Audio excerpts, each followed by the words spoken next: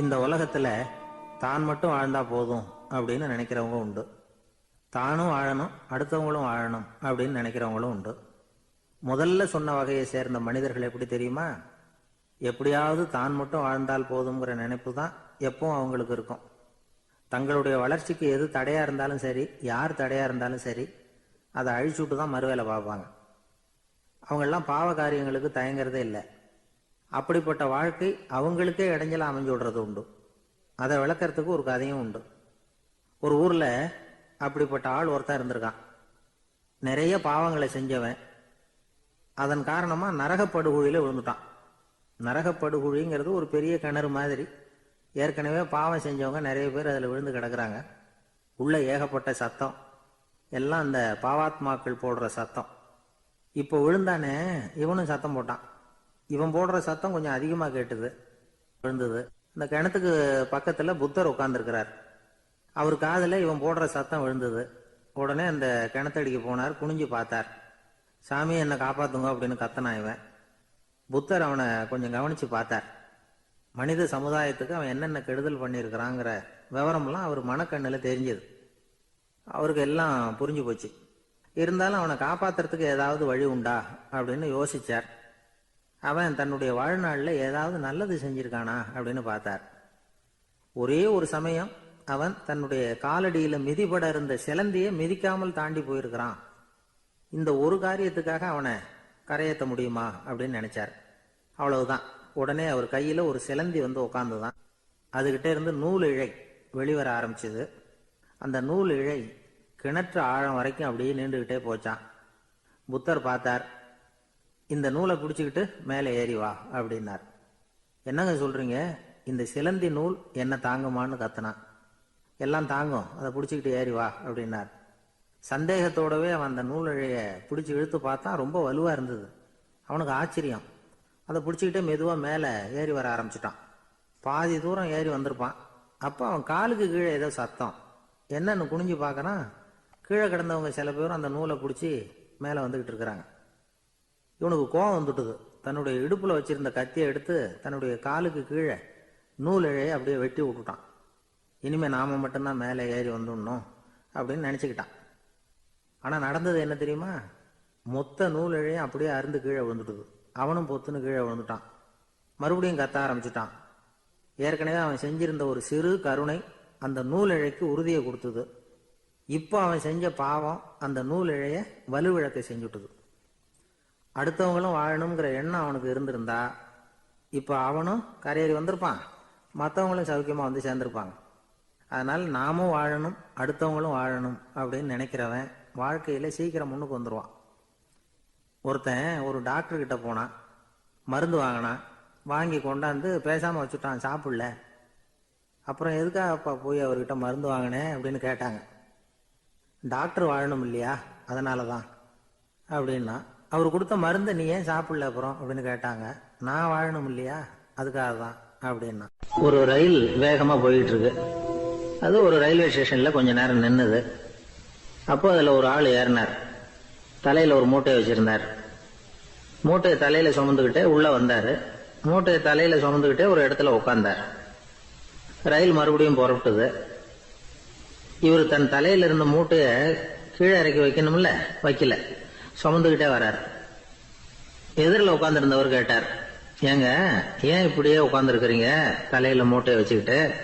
மூட்டையை கீழே இறக்கி வைக்கலாமே அப்படின்னார்.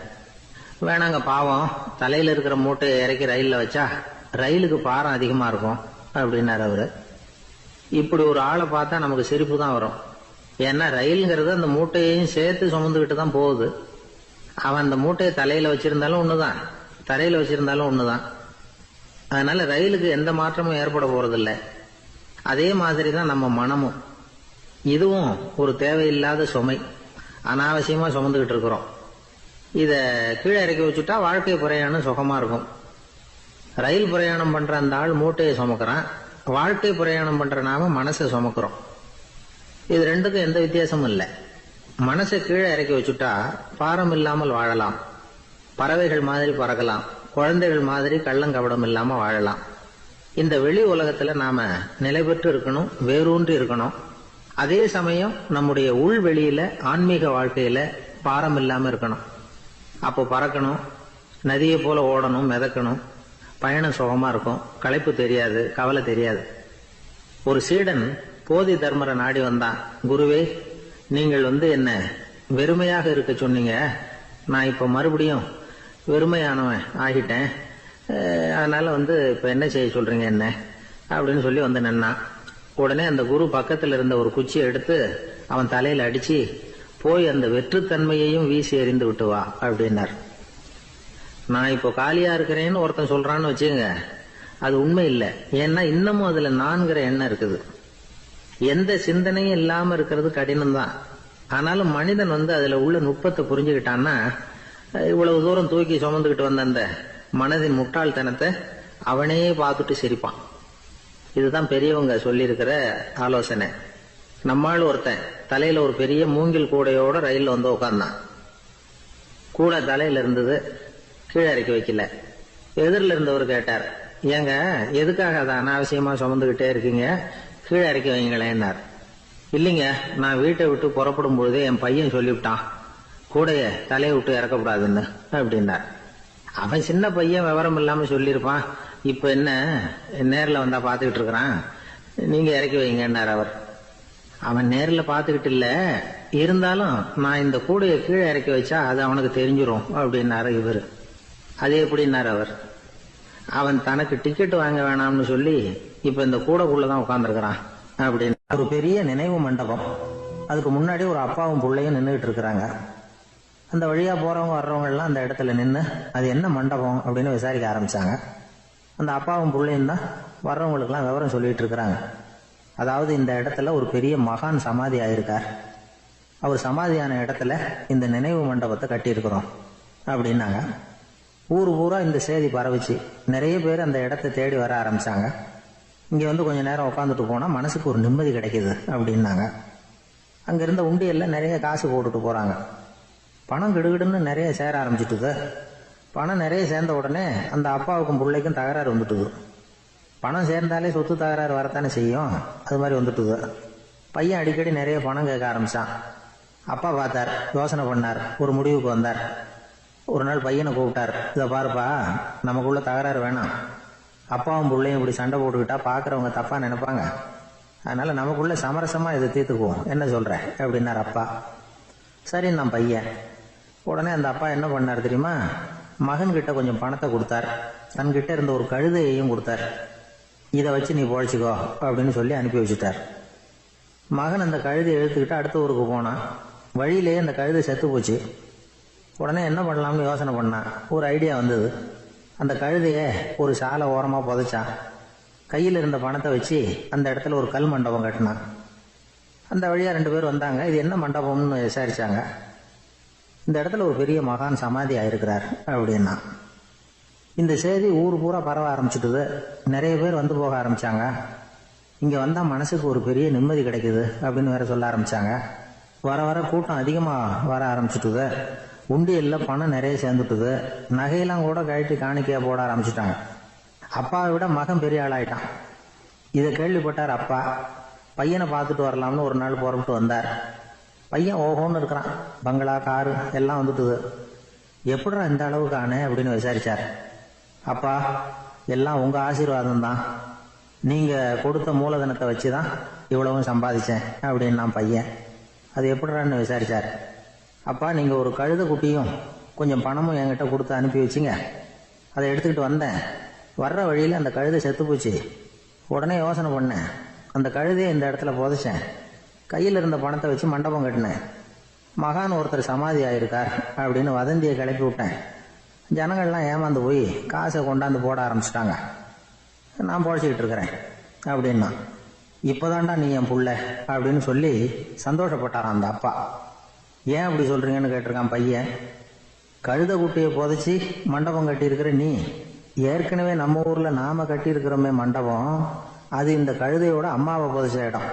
மகான் சமாதி ஆயிருக்காருன்னு நானும் சும்மா கப்சா தான் விட்டுக்கிட்டு இருக்கேன் அப்படின்னாரான் அப்பா. முட்டாள் ஜனங்களை நினைச்சு அந்த 2 பேரும் சத்தம் போட்டு சிரிச்சாங்களாம். மனுஷன் ஏமாத்துறது ரொம்ப சுலபம். என் கூட படிச்ச ஒருத்தன் திடீர்னு ஒரு நாள் எல்லாருக்கும் அருள் வாக்கு சொல்ல ஆரம்பிச்சுட்டான். அவன் ஒரு ஆபீஸ்லயும் வேலை பார்க்கறான். ஆபீஸ்ல உள்ளவங்கெல்லாம் அவங்ககிட்ட வந்து அருள் வாக்கு கேட்கறது வழக்கம். ஒரு நாள் நான் முன்னாடி போய் உட்காந்து பேசிக்கிட்டு இருந்தேன். அப்போ அதே ஆபீஸ்ல வேலை பார்க்குற ஒருத்தர் அவங்ககிட்ட வந்து, சுவாமி, என் மேஜையில் வச்சிருந்த பேனா திடீர்னு காணாம போட்டுது, அது திரும்ப கிடைக்குமா எனக்கு அப்படின்னு கேட்டார். இவன் கண்ணை உருட்டி பார்த்துட்டு, அது உனக்கு கிடைக்காது, புதுசா வேற ஒன்று வாங்கிக்கப்போ அப்படின்னா. சரின்னு அவர் போயிட்டார். அவர் போனதுக்கு அப்புறம் நான் மெதுவா இவனை பார்த்து, அது எப்படிடா அது உனக்கு கிடைக்காதுன்னு அவ்வளவு உறுதியா அவர்கிட்ட சொன்னேன் அப்படின்னு கேட்டேன். இவன் மெதுவா என் காதுகிட்ட வந்து, அந்த பேனாவை கிளப்புனதே நான் தான் அப்படிங்கிறான். கடற்கரை ஓரமா ஒரு பெரியவர் கையால மணலை கீறிக்கிட்டே உட்காந்துருக்கிறார். என்னத்தையும் தேடிட்டு இருக்கிறது மாதிரி தெரிஞ்சது. மெதுவா கிட்டத்துல போய், என்னத்தை தேடிட்டு இருக்கிறீங்க அப்படின்னு கேட்டோம். அவரு சாவகாசமா நிமிந்து பார்த்து, நிம்மதியை தேடிட்டு இருக்கிறேன்னார். நாங்க ஒரு மாதிரி ஆயிட்டோம். இருந்தாலும் சமாளிச்சுக்கிட்டு, சார், மணல்ல வந்து கிழிஞ்சல் தான் கிடைக்கும், நிம்மதி கிடைக்காது அப்படின்னோம். சரி, இன்னைக்கு வசமா நம்ம கிட்ட ஒரு ஆள் மாட்டிக்கிட்டார் அப்படின்னு நினைச்சு அவர் பக்கமா போய் உட்காந்துக்கிட்டு கதை சொல்ல ஆரம்பிச்சிட்டோம். ஒரு பெரிய மன்னர் இருந்தார். அவருக்கு எல்லா வசதியும் இருந்தது. இருந்தாலும் ஒரே ஒரு குறை. அது என்னன்னா நிம்மதி இல்லைங்கிற குறை. அரண்மனையில தினமும் கலை நிகழ்ச்சி, நாட்டியம் எல்லாம் நடந்துகிட்டு தான் இருந்தது. இருந்தாலும் நிம்மதி இல்லை. சரி, நிம்மதி எங்க கிடைக்கும் அப்படின்னு தேட ஆரம்பிச்சார். உடனே அதுக்கான முயற்சிகள்ல தீவிரமா இறங்கினார். நாட்டுல உள்ள தத்துவ மேதைகளை எல்லாம் கூப்பிட்டுட்டு வர சொன்னார். எல்லாரும் வந்து சேர்ந்தாங்க. அவங்கள பார்த்து, நிம்மதி எங்க இருக்குது அப்படின்னு விசாரிச்சார். அவங்களுக்கு அது தெரிஞ்சா ஏன் இப்படி ராஜா முன்னாடி வந்து நின்றுட்டு இருக்க போறாங்க? ராஜாவோட கேள்விக்கு ஒவ்வொருத்தரும் ஒவ்வொரு மாதிரி விளக்கம் கொடுக்க ஆரம்பிச்சிட்டாங்க. எந்த பதிலும் ராஜாவுக்கு திருப்தி அளிக்கக்கூடிய அளவுக்கு இல்ல. சரி, போயிட்டு வாங்கன்னு சொல்லி அவங்கள எல்லாம் அனுப்பி வச்சுட்டார். ஒரு நாள் அவர் மாளிகையில உப்பருகையில நின்றுட்டு இருக்கிறார். அந்த சமயத்துல தெருவுல ஒரு பிச்சைக்காரன் ரொம்ப உல்லாசமா பாட்டு பாடிக்கிட்டே போயிட்டு இருக்கிறான். குரல்ல ஒரு சந்தோஷம், நடையில ஒரு மிடுக்கு. அவன்கிட்ட கொஞ்சம் கூட கவலை இருக்கிறதா தெரியல. உடனே ராஜா அதை பார்த்தார். ஏவலாளிகளை வந்து கைதட்டி கூப்பிட்டார். உடனே ஓடி போய் அந்த பிச்சைக்காரனை இங்க அழைச்சிட்டு வாங்கன்னு உத்தரவு போட்டார். இவங்க உடனே ஓடி போய் அவனை கூப்பிட்டாங்க. அரண்மனைக்கு வாழ்ந்தாங்க. அவன் வரல. அரண்மனைக்கு உள்ள அடி எடுத்து வைக்க மாட்டேன்னு சொல்லிவிட்டான். ராஜா கிட்ட வந்து விஷயத்தை சொன்னாங்க. அவருக்கு ரொம்ப ஆச்சரியம், இப்படி ஒரு ஆள் இருக்கிறானா அப்படின்னு. சரி, அவன் என்னதான் சொல்றான் அப்படின்னு விசாரிச்சார். இவங்க மறுபடியும் தெருவுக்கு போய் கேட்டாங்க. என்ன பார்க்கணும்னா, ராஜா விருப்பப்பட்டாருன்னா அவரை வேணும்னா இங்க வர சொல்லுங்க அப்படின்னு சொல்லிவிட்டான். அதை வந்து ராஜா கிட்ட சொன்னாங்க. அவருக்கு கோபம் வரல. இவ்வளவு சுதந்திர உணர்வோட இருக்கிறவன் சாதாரண ஆளா இருக்க முடியாது அப்படின்னு நினைச்சார். உடனே கிடுகிடுன்னு இறங்கி தெருவுக்கு வந்தார். பிச்சைக்காரங்கிட்ட போனார். நீ கவலைப்படாம சந்தோஷமா பாடிட்டு போறியே, அது எப்படி முடியுது உன்னால அப்படின்னு கேட்டார். ஏன் அப்படி கேக்குறீங்கன்னு அவன், அதுக்கு இல்ல, எனக்கு அரண்மனையில எவ்வளவோ சுகபோகங்கள்லாம் இருக்கு, இருந்தாலும் நிம்மதி இல்ல. இது ஏன்னு எனக்கு தெரியல. இந்த தேசத்துல உள்ள அறிஞர்களை எல்லாம் கூப்பிட்டு கேட்டு பார்த்துட்டேன், அவங்களுக்கும் தெரியல. உன்னை கேட்டா தெரியும்னு நினைச்சேன், அதனாலதான் சந்திக்கிறதுக்கு ஆசைப்பட்டேன். ஆனா நீ வரமாட்டேன்னு விட்டியே அப்படின்னார். பிச்சைக்காரன் கடகடன்னு சிரிக்க ஆரம்பிச்சுட்டான். மகிழ்ச்சிக்கும் உங்களுக்கும் தடையா இருக்கிறது இந்த மாளிகை தான். இதை விட்டுட்டு வெளியில வந்துட்டா நிம்மதி தேடிட்டு வந்துரும்னா. நான் அரசன், எனக்குன்னு கடமைகள் இருக்கு, அதையெல்லாம் விட்டுட்டு எப்படி வர முடியும்னார் ராஜா. ரெண்டும் ஒரே நேரத்துல கிடைக்கணுங்கிறது முடியாத காரியம். உங்க சுகபோகத்துக்கு விலையாதான் உங்க நிம்மதியை கொடுத்துக்கிட்டு இருக்கிறீங்க. என்ன பாருங்க, என்கிட்ட எதுவும் இல்ல, அதனால எதுவும் போயிடுமோங்கிற பயமும் இல்ல, நிம்மதியா இருக்கிறேன் அப்படின்னா அவன். ராஜா உடனே சந்தோஷப்பட்டு தன்னுடைய மேலங்கியை எடுத்து அவனுக்கு பரிசா கொடுத்தாரான். அவன் சிரிச்சுக்கிட்டே அதை வாங்க மாட்டேன்னு விட்டானான். இதை நீங்க எனக்கு கொடுக்கறதுனால எந்த பயனும் இல்ல, அதே நேரத்துல அதை வாங்கிட்டேன்னா அடுத்த வினாடியிலிருந்து அதை எப்படி காப்பாத்துறதுங்கிற கவலை எனக்கு வந்து சேர்ந்துரும், அப்புறம் தூக்கம் வராது, நிம்மதி போயிடும் அப்படின்னானா. சொல்லிவிட்டு அவன் பாட்டுக்கு சந்தோஷமா பாடிக்கிட்டே போயிட்டான். நிம்மதி எங்க இருக்குங்கிறதையும் ராஜா தெரிஞ்சுக்கிட்டார். அந்த இடத்துக்கு தன்னால போக முடியாதுங்கிறதையும் அவர் புரிஞ்சுக்கிட்டார். இப்படி இந்த கதைய அந்த கடற்கரையில மணலை கீறிக்கிட்டே உட்கார்ந்துருந்தார அந்த பெரியவர்கிட்ட சொல்லி முடிச்சோம். அவர் முகத்துல ஒரு தெளிவு தெரிஞ்சது. எங்களை நிமிர்ந்து பார்த்தார். ரொம்ப நன்றிங்க, இப்ப எனக்கு தெரிஞ்சு போச்சு, நிம்மதி வேணும்னா அதுக்கு என்ன பண்ணணும்னு இப்ப நல்லா புரிஞ்சுக்கிட்டேன் அப்படின்னார். என்ன புரிஞ்சுக்கிட்டீங்கன்னு கேட்டோம். இனிமே இந்த பக்கம் வந்தா உங்க கண்ணுல படாத இடமா பார்த்து உட்காரணும்னு புரிஞ்சுக்கிட்டேன் அப்படின்னார். ராமகிருஷ்ணர் வாழ்ந்த காலத்துல நடந்த ஒரு நிகழ்ச்சி இது. அப்போ ஒரு ஓவியர் இருந்தாராம். அவருக்கு ஒரு ஆசை, ராமகிருஷ்ணர் படத்தை வரையணும், அதை அவர்கிட்டயே கொண்டுட்டு போய் காட்டி அபிப்பிராயம் கேட்கணும். இதுதான் அந்த ஓவியரின் ஆசை. உடனே ராமகிருஷ்ணர் படத்தை வரைஞ்சி முடிச்சார். அதை எடுத்துக்கிட்டு போனார்.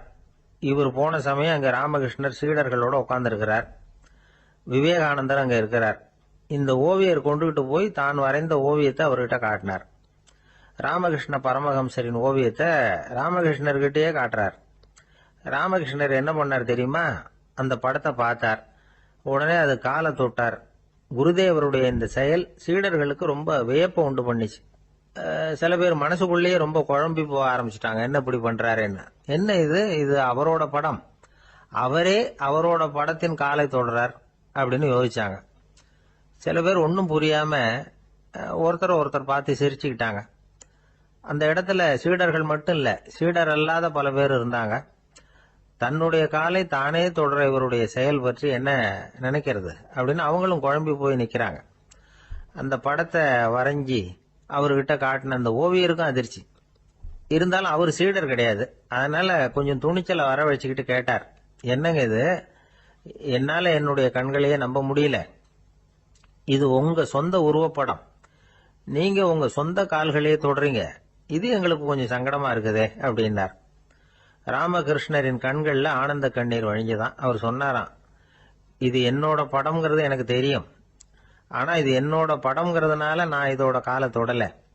நீ என்னுடைய சமாதி நிலைய இந்த படத்துல படம் பிடிச்சு காட்டியிருக்கிற, அதனால அதோட காலை தொடறேன். சமாதி நிலையில யார் இருந்தாலும், அது என்னுடைய படமா இருந்தாலும் சரி அல்லது வேற யாருடைய படமா இருந்தாலும் சரி, படம் யாருதுங்கிறது முக்கியம் இல்லை. இதுல எது முக்கியம்னா அது தன்னை உணர்ந்த ஒரு உணர்நிலையின் படம். அப்படி இருக்கிறப்போ அதோட காலை நான் தொடணும். அதுக்கு நீங்க எல்லாரும் ஏன் சங்கடப்படுறீங்கன்னு எனக்கு தெரியல அப்படின்னாராம்.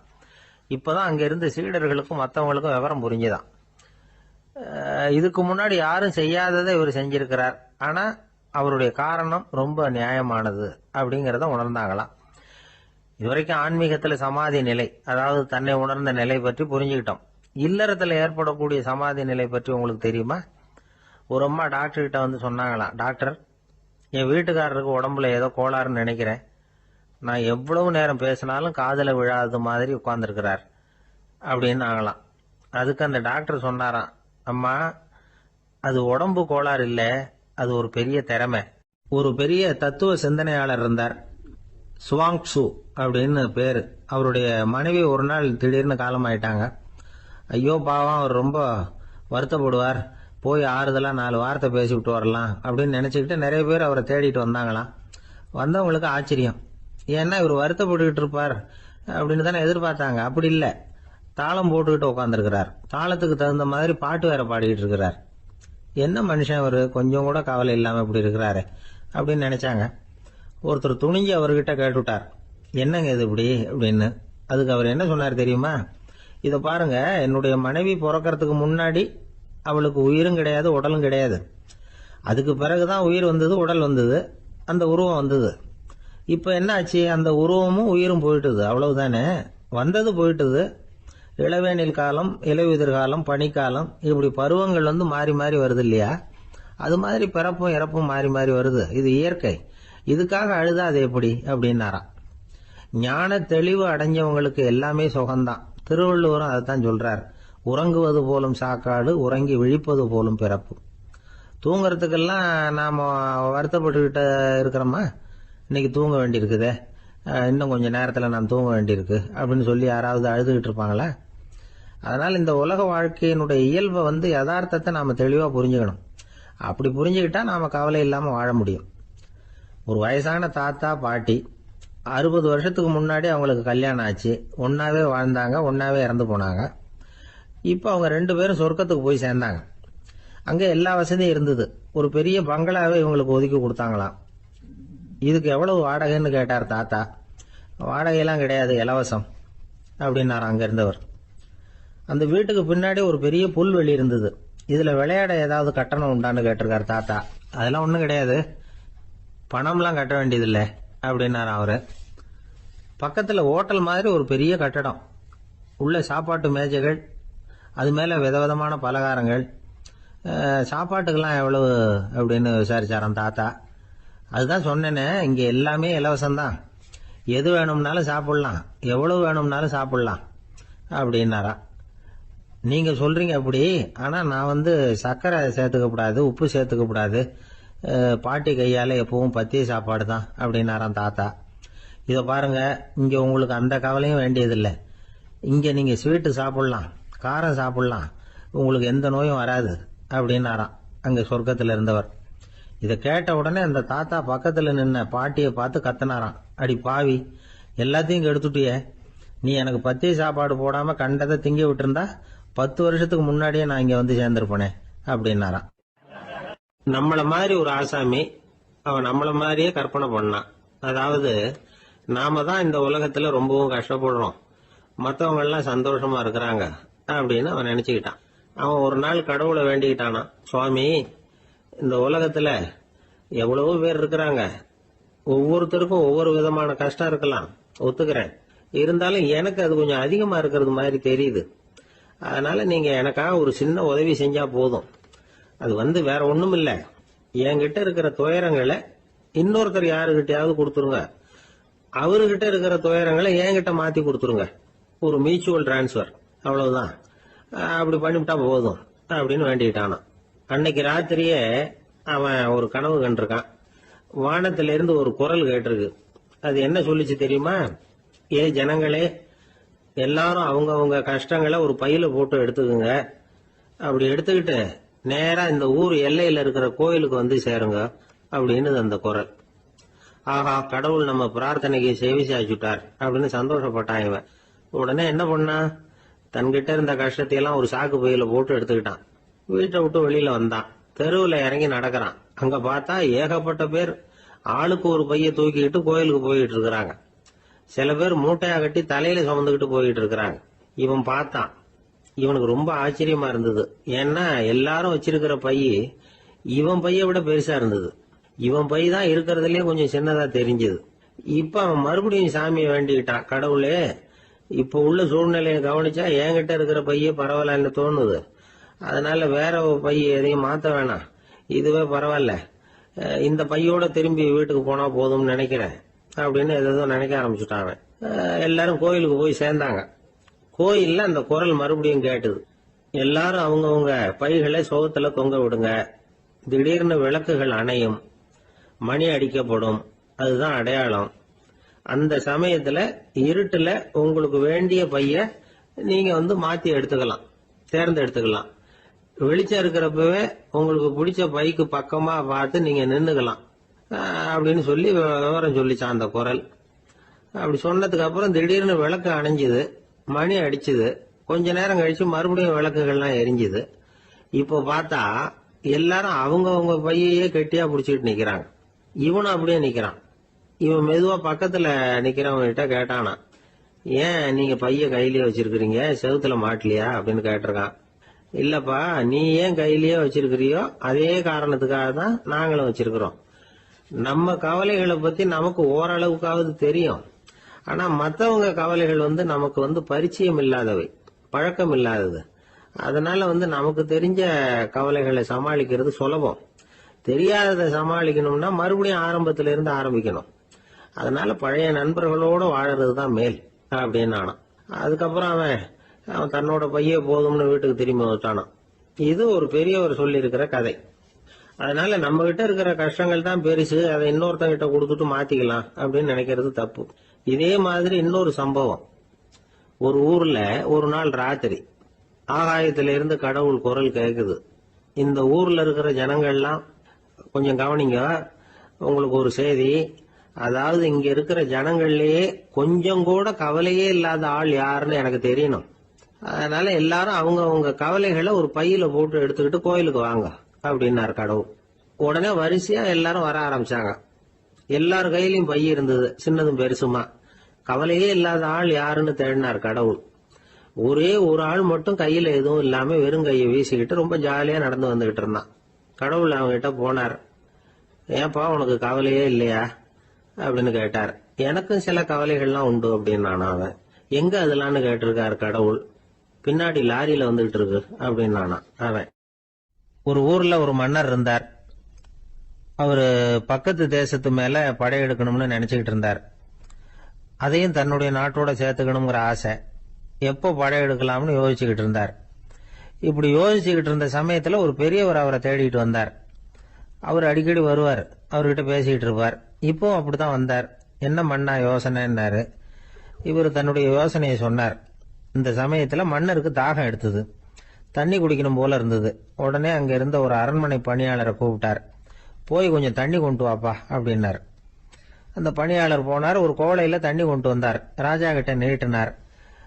ராஜா அதை வாங்கி குடிக்கிறதுக்காக வாயிட்ட கொண்டுட்டு போனார். அந்த நேரம் பார்த்து மன்னா கொஞ்சம் பொறுங்கன்னார் இந்த பெரியவர். ஆவலோட குடிக்க போன மன்னர் அப்படியே நிறுத்திக்கிட்டு பெரியவரை பார்த்தார். இப்ப அந்த பெரியவர் சொன்னார், மன்னா, இப்ப உங்களை விட வலிமை உள்ள ஒரு சக்தி உங்களுக்கு தண்ணி கொடுக்க மறுத்துடுதுன்னு வைங்க, உங்களை குடிக்க விடாம தடுத்துடுது அப்படின்னா, இப்ப இந்த ஒரு கோவள தண்ணீரை என்ன விலை கொடுத்து வாங்குவீங்க அப்படின்னு கேட்டார். இப்ப எனக்கு இருக்கிற தாகத்துக்கு என்னுடைய அரசாங்கத்துல பாதியையாவது கொடுத்து இந்த தண்ணியை வாங்கறதுக்கு தயங்க மாட்டேன்னார் அவர். சரி, இப்ப அந்த தண்ணியை குடிங்கன்னார் பெரியவர். மன்னர் ஆவலோட அந்த தண்ணியை குடிச்சு முடிச்சார். அதுக்கப்புறம் கொஞ்ச நேரம் தன்னுடைய படையெடுப்பு பத்தி சொல்லிட்டு இருந்தார்.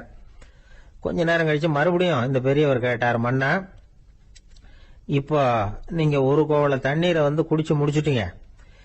இப்ப அந்த தண்ணீர் உங்க உடம்ப விட்டு வெளியில வரக்கூடிய பாதை அடப்பட்டு போச்சு அப்படின்னு வச்சுங்க, அதை வெளியேற்றுவதற்காக நீங்க எவ்வளவு செலவழிப்பீங்க அப்படின்னு கேட்டார். மன்னர் யோசனை பண்ணார். அப்படி ஒரு நிலைமை ஏற்பட்டு போச்சுன்னா என்னுடைய அரசாங்கம் பூராவையும் அதுக்கு ஈடா தர்றதுக்கு கூட தயங்க மாட்டேன்னார். இப்ப அந்த பெரியவர் சொன்னார், எந்த அரசாங்கத்தின் மதிப்பு ஒரு கோவள தண்ணீர் அளவுக்கு கூட இல்லையோ அந்த அரசாங்கத்தை அடையணுங்கிற பேராசையில மனிதர்கள் தங்களுடைய சகோதரர்கள் கூடவே சண்டை போட்டுக்கிறாங்களே, அதுல ஏதாவது அர்த்தம் இருக்குதா அப்படின்னாராம். மன்னருக்கு இப்பதான் அர்த்தம் புரிஞ்சுதான். மனசுல தெளிவு உண்டாச்சு. தன் மனசுக்குள்ள உண்டான வெறிய விரட்டி அடிச்சு விட்டார். அதுக்கப்புறம் நிம்மதியா ஆட்சி புரிஞ்சார். இப்படி ஒரு கதை. உயிருக்கு என்ன விலை கொஞ்சம் யோசனை பண்ணி பாருங்க. ஆனா அது இப்ப எவ்வளவு மலிவா போயிட்டுது, அதையும் யோசனை பண்ணி பாருங்களேன். ஆசை பேராசையா மாறுது, அப்புறம் அது வெறியா ஆகுது, அதுக்கப்புறம் பைத்தியம் முடியுது. இந்த காலத்து மனிதர்களுக்கு 2 விதமான பைத்தியம் பிடிச்சிருக்கிறதாக ஒரு பெரியவர் சொல்றார். ஒன்னு பணம், இன்னொன்னு அதிகாரம். இதெல்லாம் எவ்வளவு காலத்துக்கு நீடிக்கும்? ஒரு சர்வாதிகார நாட்டுல 3 பேர் ஜெயில இருட்டு அறையில பேசிட்டு இருக்கிறாங்க. நீ எப்படி இந்த ஜெயிலுக்கு வந்த அப்படின்னு ஒருத்தர் கேட்டாராம். இந்த நாட்டு ராஜாவை ஆதரிச்சு நான் பிரச்சாரம் பண்ணினேன், அதனால கூட்டத்துல தகராறு வந்துட்டுது, கலவரமா போச்சு, அதுக்கு நான் தான் காரணம்னு அரெஸ்ட் பண்ணி இங்க கொண்டாந்து போட்டாங்க அப்படின்னாராம் அவரு. சரி, நீ எப்படி இங்க வந்த அப்படின்னு இன்னொருத்தரை பார்த்து கேட்டிருக்கார். நான் இந்த நாட்டு ராஜாவை எதிர்த்து பிரச்சாரம் பண்ணேன், அதனால கலவரம், அரெஸ்ட் பண்ணி கொண்டாந்து போட்டாங்கன்னார். சரிப்பா, நீ எப்படி அங்க வந்த அப்படின்னு 3வது ஆளை பார்த்து இவங்க கேட்டாங்களாம். இதுக்கு அந்த ஆள் மெதுவா வெளிச்சத்துக்கு நான் தான் இந்த நாட்டு ராஜா அப்படின்னா. ஒரு நல்ல நகைச்சுவை எப்படி இருக்கணும், இதுக்கு ஒவ்வொருத்தர் ஒவ்வொரு மாதிரியான விளக்கத்தை கொடுத்துருக்குறாங்க. ஆனா கலைவாணர் NS கிருஷ்ணன் கொடுக்கிற விளக்கம் என்ன தெரியுமா? நகைச்சுவைங்கிறது அடுத்தவங்களுக்கு துன்பம் கொடுக்காம இருக்கணும், அடுத்தவங்க மனசை புண்படுத்தக்கூடாது, அதுதான் சிறந்த நகைச்சுவை அப்படிங்கிறார். அதுக்கு அவர் உதாரணமும் கொடுக்கிறார். ஒரு ஏரி ஓரமா 2 பசங்க நடந்து போயிட்டு இருக்கிறாங்க. அதுல ஒருத்தன் பணக்கார வீட்டு பையன், இன்னொருத்தன் ஏழை. இவங்க 2 பேரும் போயிட்டு இருக்கிறாங்க. வழியில் ஒரு இடத்துல ஒரு ஜோடி செருப்பு இவங்க கண்ணில் படுது. ஒரு விவசாயி அந்த செருப்பை அங்கே விட்டுட்டு பக்கத்தில் இருந்த ஏரியில கை காலை கழுவிட்டு இருக்கிறார். உடனே அந்த பணக்கார பையனுக்கு ஒரு ஐடியா. அவன் சொன்னானா, டேய், இப்போ ஒரு வேடிக்கை செய்யலாம், அந்த செருப்பு 2ஐயும் தூக்கி எட்டத்தில் வீசி எரிஞ்சிருவோம். அந்த ஆள் பார்த்துட்டு செருப்பை தேடி அல்லாடுவான், அங்கேயும் இங்கேயும் ஓடுவான், திரு திருன்னு முழிப்பான். அதை பார்த்து நாம் ரசிக்கலாம், நல்ல தமாஷா இருக்கும் அப்படின்னு இருக்கான். இப்படி சொல்லிவிட்டு அந்த செருப்புகளை தூக்கத்துக்கு போனானா. கொஞ்சம் பொறு அப்படின்னானா அந்த ஏழை பையன். ஏன்னு கேட்டிருக்கான் அவன். இப்போ அந்த ஏழை பையன் சொன்னானா, நீ சொல்றது ஒன்றும் வேடிக்கை கிடையாது, உன்னோட செருப்பு தொலைஞ்சா உன் அப்பா உடனே உனக்கு வேற செருப்பு வாங்கி கொடுத்துருவார். ஆனால் அந்த ஆளுக்கு இந்த செருப்பு தொலைஞ்சதுன்னா வேற புதுசாக வாங்கறதுக்கு வாயையும் வயத்தையும் கட்டி பணத்தை சேர்க்க வேண்டியிருக்கும். அதனால நான் ஒரு வேடிக்கை சொல்கிறேன், அது மாதிரி செய், அது இன்னமும் தமாஷா இருக்கும் அப்படின்னானா. எப்படி அது சொல்லுன்னு இருக்கான் அவன். செருப்பு 2ம் அது இருக்கிற இடத்துலயே இருக்கட்டும், உன் சட்டப்பையிலிருந்து ஒரே ஒரு ரூபாய் நாணயத்தை எடு, அதை அந்த செருப்பு மேலே அதோட குதிகால் பகுதியில் வச்சுட்டு நாம் 2 பேரும் அந்த மரத்துக்கு பின்னாடி ஓடி போய் மறைஞ்சு நின்றுக்குவோம், அப்புறம் பாரு வேடிக்கைய அப்படின்னா. அதே மாதிரி 1 ரூபா காசு செருப்பு மேலே வச்சுட்டு இவங்க 2 பேரும் மறைஞ்சு நின்றுக்கிட்டாங்க. கொஞ்ச நேரத்தில் அந்த விவசாயி வந்தார். காலில் உள்ள மண்ணை தட்டிவிட்டு செருப்பை மாட்டுறதுக்காக போனார். அங்கிருந்த காசு கண்ணில் போட்டுட்டுது. அவருக்கு ஆச்சரியமா போச்சு. அதை கையில் எடுத்து பார்க்குறார். 4 பக்கமும் திரும்பி திரும்பி பார்க்குறார், யார் இதை வச்சிருப்பான்னு. கடைசியில் ஆகாயத்தை பார்க்குறார். ஆண்டவா, இது உன்னோட கருணை தான். நீ தான் யாரோ புண்ணியவான் மனசில் தர்மம் பண்ணுற எண்ணத்தை உண்டாக்கி இருக்கிற. அந்த புண்ணியவான் நல்லா இருக்கணும் அப்படின்னு வாழ்த்தி அந்த காசை கண்ணில் ஒத்திக்கிட்டாராம். மறைஞ்சிருந்து பார்த்துக்கிட்டு இருந்த ஏழை பையன் இப்படி சொன்னான், பாத்தியா, உன்னை புண்ணியவான்னு வாழ்த்திவிட்டு போறார் அந்த ஆள். அவருக்கும் சந்தோஷம், அதை பார்த்து நமக்கும் சந்தோஷம். உனக்கு 1 ரூபாங்கிறது ஒரு பெரிய விஷயம் இல்லை, ஆனால் அதனால நமக்கு கிடைச்சிருக்கிற மகிழ்ச்சி ரொம்ப உயர்வானது அப்படின்னு நானா. வேடிக்கையும் கிண்டலும் இது மாதிரி அடுத்தவங்களுக்கு இடைஞ்சலா இல்லாமல் இருக்கணும் அப்படிங்கிறார் கலைவாணர். ஆனால் பாருங்க, அவருக்கே இடைஞ்சலா வர்ற விஷயங்களை கூட அவர் வேடிக்கையாக தான் எடுத்துக்கிட்டாராம். ஒரு தடவை ஒருத்தர் கலைவாணர்கிட்ட வந்து, ஐயா, என் குழந்தை செத்து போச்சு அப்படின்னு சொல்லி அழுதாராம். உடனே அவருக்கு 100 ரூபா பணத்தை கொடுத்து, இந்தாங்க அடக்கம் செய்யுங்க அப்படின்னு சொல்லி அனுப்பி வச்சாராம். 1 வருஷம் கழிச்சு மறுபடியும் அதே ஆள் வந்திருக்கார். இவர் மறந்துருப்பாருங்கிற நினைப்புல, அண்ணே, என் குழந்தை இறந்து போச்சுண்ணே அப்படின்னாராம். இவர் மறுபடியும் 100 ரூபாய் கொடுத்து ஆறுதல் சொல்லி அனுப்பி வச்சாராம். 7-8 மாசம் கழிச்சு மறுபடியும் அதே ஆள் வந்திருக்கார். அவர் வாயை திறக்கிறதுக்கு முன்னாடியே இவர் 100 ரூபாய் அவர் கையில வச்சு, போன 2 தடவை தான் குழந்தை செத்து போச்சு, இந்த தடவையாவது அதை சாகாம காப்பாத்தி விடு அப்படின்னு சொல்லி அனுப்பி வச்சாராம். அதுக்கப்புறம் அந்த ஆள் வர்றதே இல்லையா. ஒரு ஊர்ல ஒரு ஆள் இருந்தான். கற்பனையிலேயே காலத்தை கடத்திக்கிட்டு இருந்தான். ஒரு நாள் ஒரு மரத்தடியில உட்காந்துருந்தான். அவனுக்கு பசிக்கிற மாதிரி தெரிஞ்சது. உடனே கற்பனையிலேயே சாப்பிட ஆரம்பிச்சுட்டான். அதாவது எதிரில் இலை போட்டு சாப்பாடு போடப்பட்டிருக்கிறதாகவும் அதை இவன் சாப்பிட்றதாகவும் நினைச்சுக்கிட்டு கையை மட்டும் வாய்க்கும் தரைக்குமா அப்படியும் இப்படியும் கொண்டுகிட்டு போய் பாவனை பண்ணிக்கிட்டே இருக்கிறான். தூரத்துல இருந்து பாக்குறவங்களுக்கு இவன் ஏதோ பலமான விருந்து சாப்பிட்டுட்டு இருக்கிறான் அப்படின்னு தான் தோணும். அது மாதிரியே பண்ணிட்டு இருந்தான். அந்த வழியா ஒரு சன்னியாசி வந்துகிட்டு இருந்தார். இவனை பார்த்தார். என்ன இவன் இப்படி பண்ணிட்டு இருக்கிறானே அப்படின்னு நினைச்சாரு. கொஞ்ச நேரம் அவனையே உத்து பார்த்துக்கிட்டு இருந்தார். இவரை பார்த்ததும் அவன் இன்னமும் சுவாரஸ்யமா சாப்பிட ஆரம்பிச்சுட்டான். அப்பப்பா, என்ன இது, இந்த குழம்பு இவ்வளவு காரமா இருக்கு, என்னுடைய நாக்கே எரிஞ்சு போடும் போல இருக்க அப்படின்னு சொல்லிட்டு பக்கத்துல ஒரு குவளையை எடுத்து தண்ணி குடிக்கிறது மாதிரி பாவனை பண்றான்.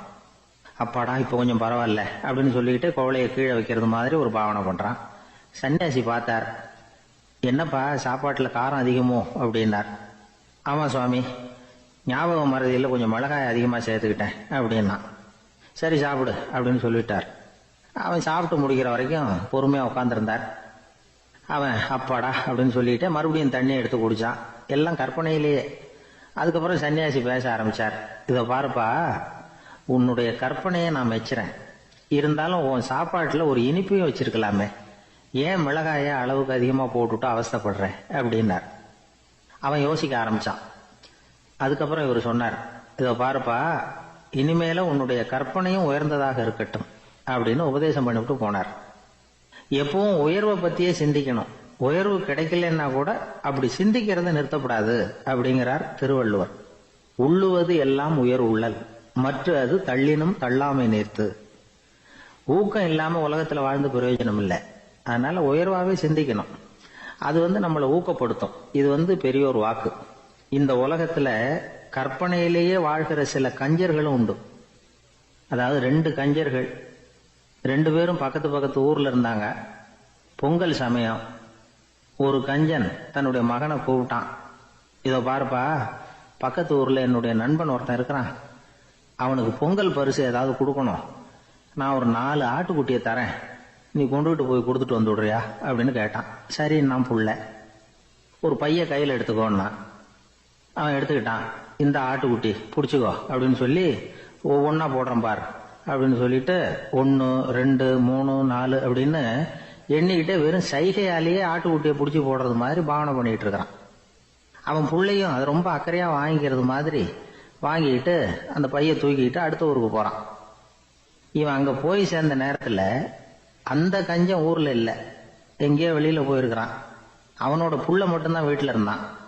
இவன் அவன்கிட்ட, இதை பாரு, எங்க அப்பா உங்க அப்பாவுக்கு ஆட்டுக்குட்டி கொடுத்து அனுப்பி இருக்கிறாரு, பிடிச்சிக்கோ அப்படின்னு சொல்லி பாவனையிலேயே ஒவ்வொன்னா எடுத்து அவன்கிட்ட கொடுத்துட்டான். அவனும் வாங்கிட்டான் வாங்கறது மாதிரி. அப்புறம் சொன்னான், சரிப்பா, நானும் பதிலுக்கு ஏதாவது ஒன்றுகிட்ட கொடுக்கணும் இல்லையா, அதனால அந்த பைய புடி, ஒரு 10 எலுமிச்சம்பழம் தரேன், பதிலுக்கு அதை நீ எடுத்துட்டு போ அப்படின்னு சொல்லி கையாலேயே ஒவ்வொன்றா எடுத்து போடுறது மாதிரி பாவனை பண்ணிவிட்டான். அவனும் ரொம்ப நன்றி அப்படின்னு சொல்லிவிட்டு அதை வாங்கிட்டு போயிட்டான். கொஞ்ச நேரம் கழிச்சு வெளியில போயிருந்த அப்பங்காரன் திரும்பி வந்தான்.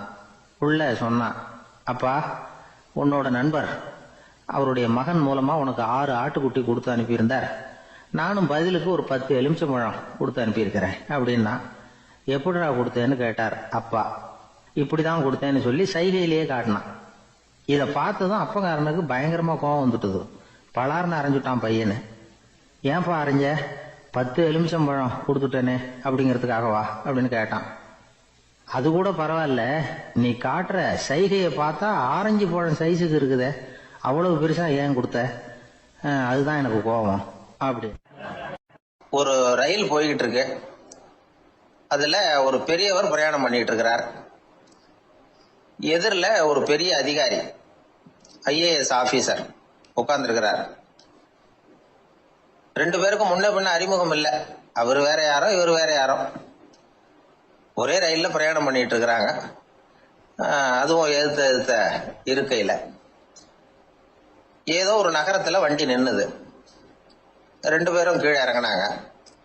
பெரியவர் ஒரு ட்ரங்க் பெட்டியோட கீழே இறங்கினார். அந்த அதிகாரி கையில ஒரு சின்ன பெட்டி. அவர் அந்த சின்ன பெட்டியை கீழே வச்சுட்டு கூலி கூலின்னு கத்திக்கிட்டு இருந்தார். இந்த பெரியவர் பார்த்தார். ஐயா, இந்த பெட்டி மட்டும்தானா, இல்ல இன்னும் ஏதாவது இருக்குதா அப்படின்னு விசாரிச்சார். இப்ப அதிகாரி சொன்னாரு, இல்லைங்க, இது மட்டும்தான் அப்படின்னு சொல்லி சொன்னார்.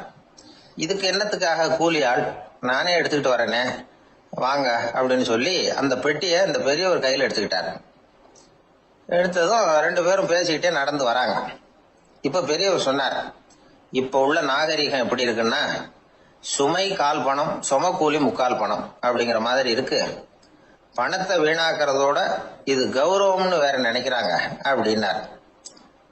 அவர் சொல்றது சரிதான். 10 ரூபாய் மதிப்புள்ள ஒரு சுமைய 30 ரூபா கொடுத்து தூக்கிட்டு போவோம். நாமே அதை தூக்கினா நமக்கு கௌரவ குறைச்சல் அப்படின்னு நினைப்போம். இதுதான் நம்ம நிலைமை. ஆனா அந்த பெரியவர் என்ன சொன்னார் தெரியுமா? நீங்க எங்க போகணுமோ அது வரைக்கும் நானே இதை எடுத்துட்டு வரேன் அப்படின்னார். அந்த அதிகாரி பக்கத்துல உள்ள ஒரு ஹோட்டல் வரைக்கும் போனார். பெரியவரும் அங்க கொண்டுட்டு போய் பெட்டியை வச்சார். உடனே அந்த பெரிய அதிகாரி அவருக்கு பணம் கொடுக்கறதுக்காக பர்ஸ் எடுத்தார். உடனே இவரு, ஐயா, எனக்கு கூலி எதுவும் வேணாம், உங்களுக்கு சேவை செய்யறது என்னுடைய கடமை, நான் இந்த சேவையை செய்தது பணத்துக்காக இல்ல, அன்புக்காக அப்படின்னு சொல்லிவிட்டார். அதுக்கப்புறம் அவர் நன்றினார். 2 பேரும் பிரிஞ்சுட்டாங்க. இது முடிஞ்சது. அன்னைக்கு சாயந்தரம் அங்க ஒரு பெரிய கூட்டம் நடக்குது. இந்த அதிகாரியும் அந்த கூட்டத்துக்கு போறார். மக்கள் கூட்டம் ரொம்ப அதிகம். அதனால இந்த அதிகாரியும் ஒரு ஓரமா உட்காந்துக்கிட்டார். அப்புறம் கொஞ்ச நேரத்துல அந்த முக்கிய விருந்தினர் பேசுறதுக்காக வரார் மேடைக்கு. மேடையில இருந்த பெரியவங்க எல்லாம் எழுந்திருச்சு நின்று அவருக்கு மாலை போட்டு மரியாதை செய்யறாங்க. எங்கேயோ ஒரு மூலையில உட்கார்ந்து இருந்தாரு அதிகாரி. அவரு இதை கவனிச்சார். அவருக்கு ரொம்ப ஆச்சரியம், அதிர்ச்சி.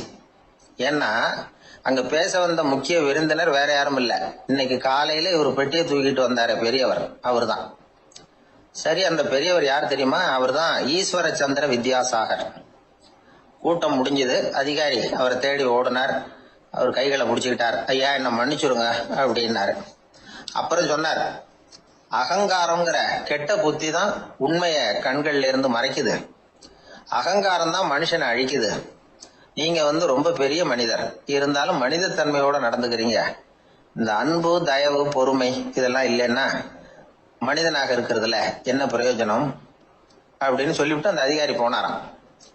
மனித தன்மைன்னா என்ன அப்படிங்கிற கேள்விக்கு இந்த பெரியவர் ஒரு உதாரணம். இப்பெல்லாம் அப்படியா இருக்கிறாங்க?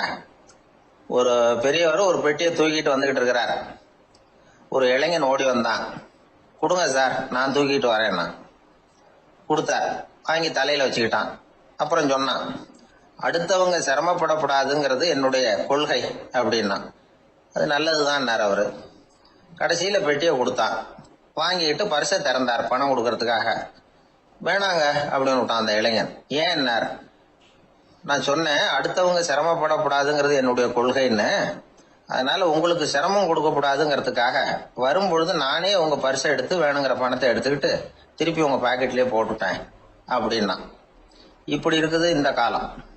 அதனால வாழ்க்கையில அன்பு, தயவு, பொறுமை இதெல்லாம் ரொம்ப அவசியம் அப்படிங்கறத நாம புரிஞ்சுக்கணும். ஜப்பான்ல உள்ள ஒரு புத்த விகாரை, அங்க ஒரு வயசான பௌத்த குரு தங்கியிருக்கிறார். ஒரு நாள் ராத்திரி கடுமையான குளிர், அவரால் தாங்க முடியல. பார்த்தார், மரத்துல செஞ்ச புத்த சிற்பங்கள் அங்க நிறைய இருந்தது. அதுல ஒன்ன எடுத்து அதுக்கு தீ மூட்டி அந்த நெருப்புல குளிர் காஞ்சிக்கிட்டு இருக்கிறார். மர சிற்பம் தீ வச்சதும் படபடன்னு வெடிக்க ஆரம்பிச்சுட்டுது. அந்த சத்தத்தை கேட்டதும் அந்த புத்த விகாரையின் குருக்கள் வெளியில ஓடி வந்தார்.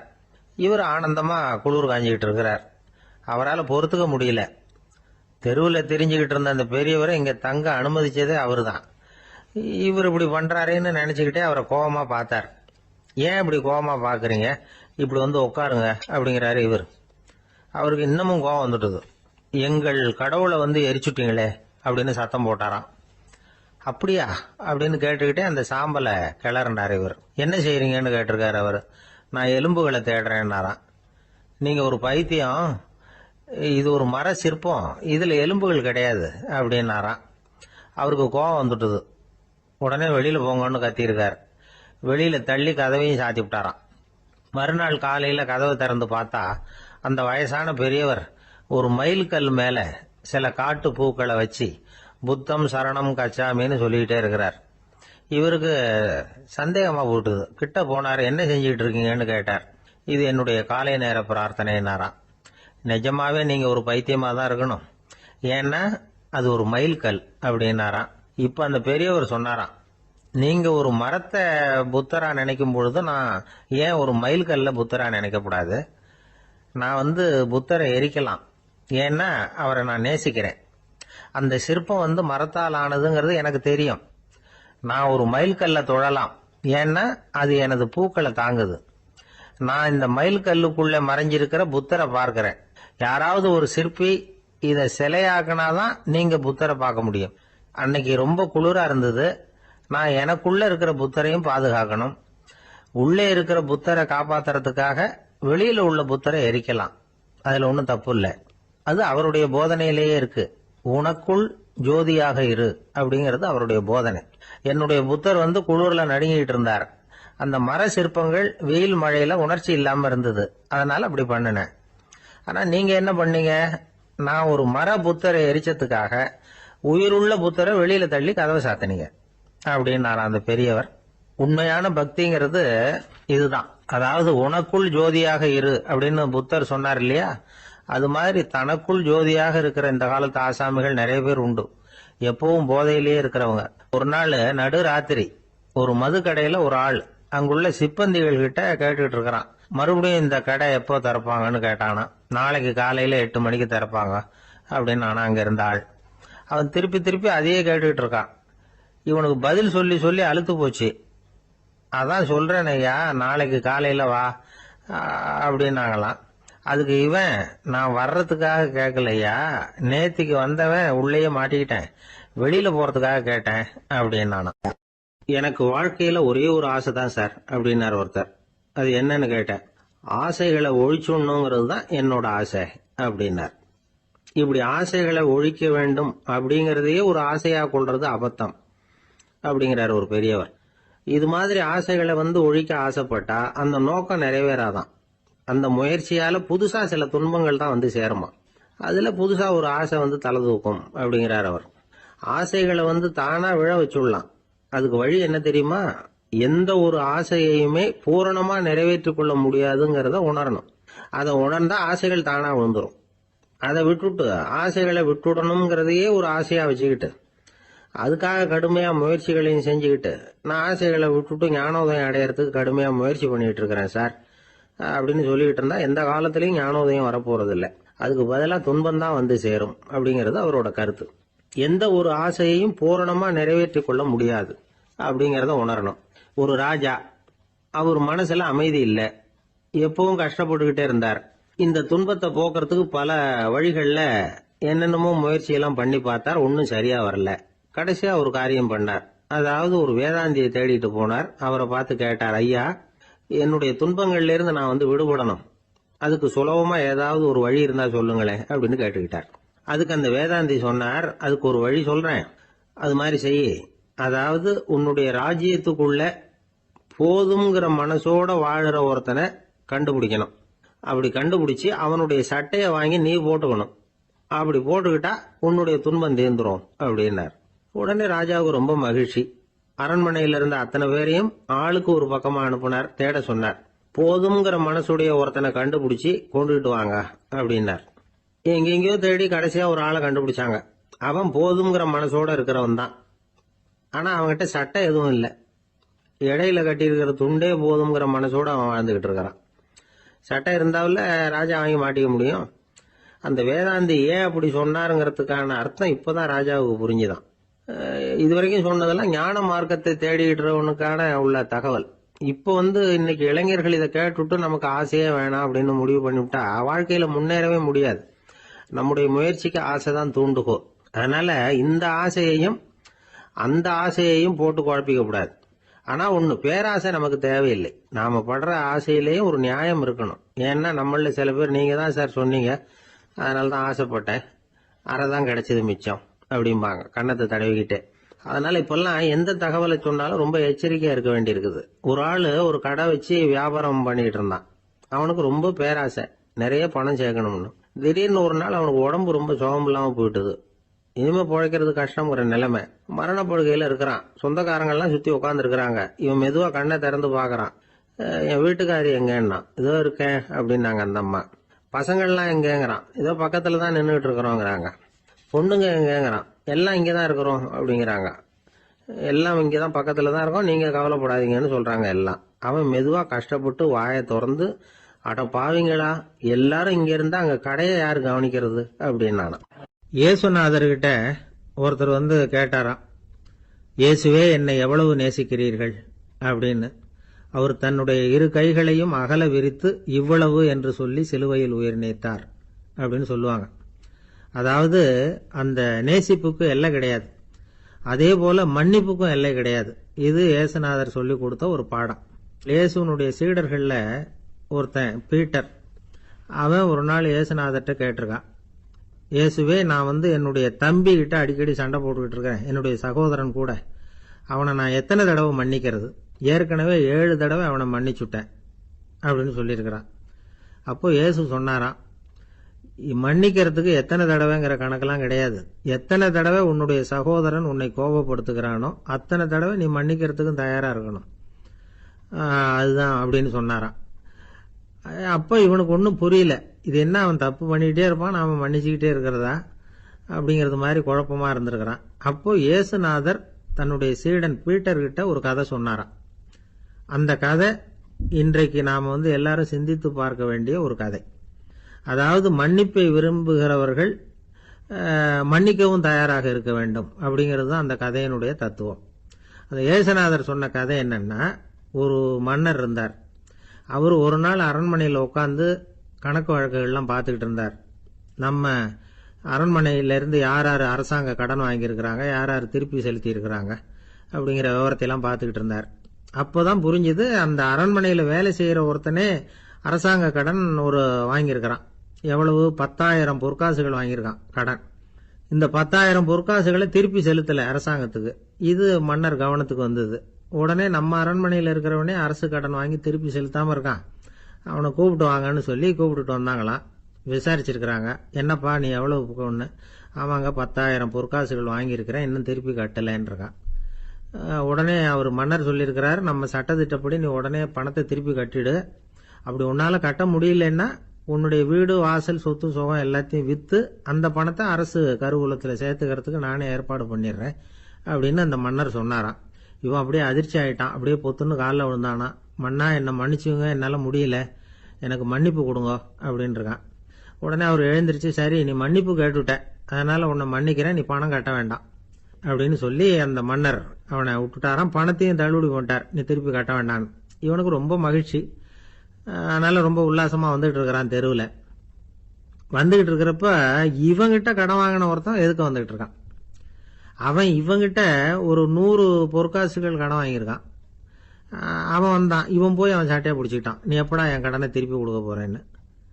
அவன் இப்ப முடியல, கொஞ்சம் பொறுத்துக்கா, அப்புறம் தாரேன் இருக்கான். அதெல்லாம் முடியாது, நீ கொடுத்துதான் ஆகணும் அப்படின்னு இவன் புடிவமா சொல்றான். இப்ப நிலைமையை பாருங்க, இவன் ஏற்கனவே இவன் 10,000 பொற்காசுகள் அரசாங்கத்துல கடன் வாங்கினா அதுக்கு மன்னிச்சு விட்டுட்டார் இவனை.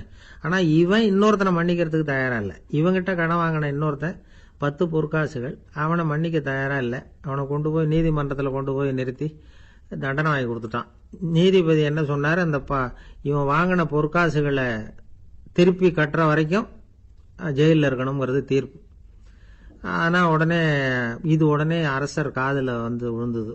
சொல்லிட்டாங்க, உங்ககிட்ட மன்னிப்பு வாங்கிட்டு போனானே ஒருத்தன், அவன் இன்னொருத்தனை மன்னிக்கிறதுக்கு தயாரா இல்லை, அவனை கொண்டு போய் ஜெயிலில் அடைச்சுட்டான் அப்படின்னு.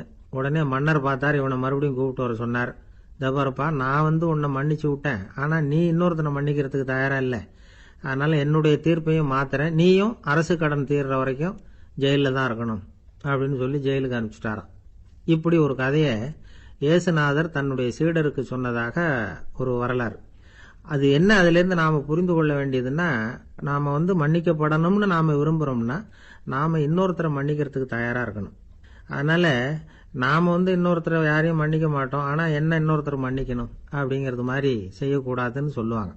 அது மாதிரி நாம இப்ப இது தப்பா புரிஞ்சுக்கிறவங்களும் இருக்கிறாங்க. பாவம் மன்னிப்புங்கிறதுலாம் எதுக்குன்னா, அதாவது மறுபடியும் பாவம் செய்யாம இருக்கிறதுக்காக தான்.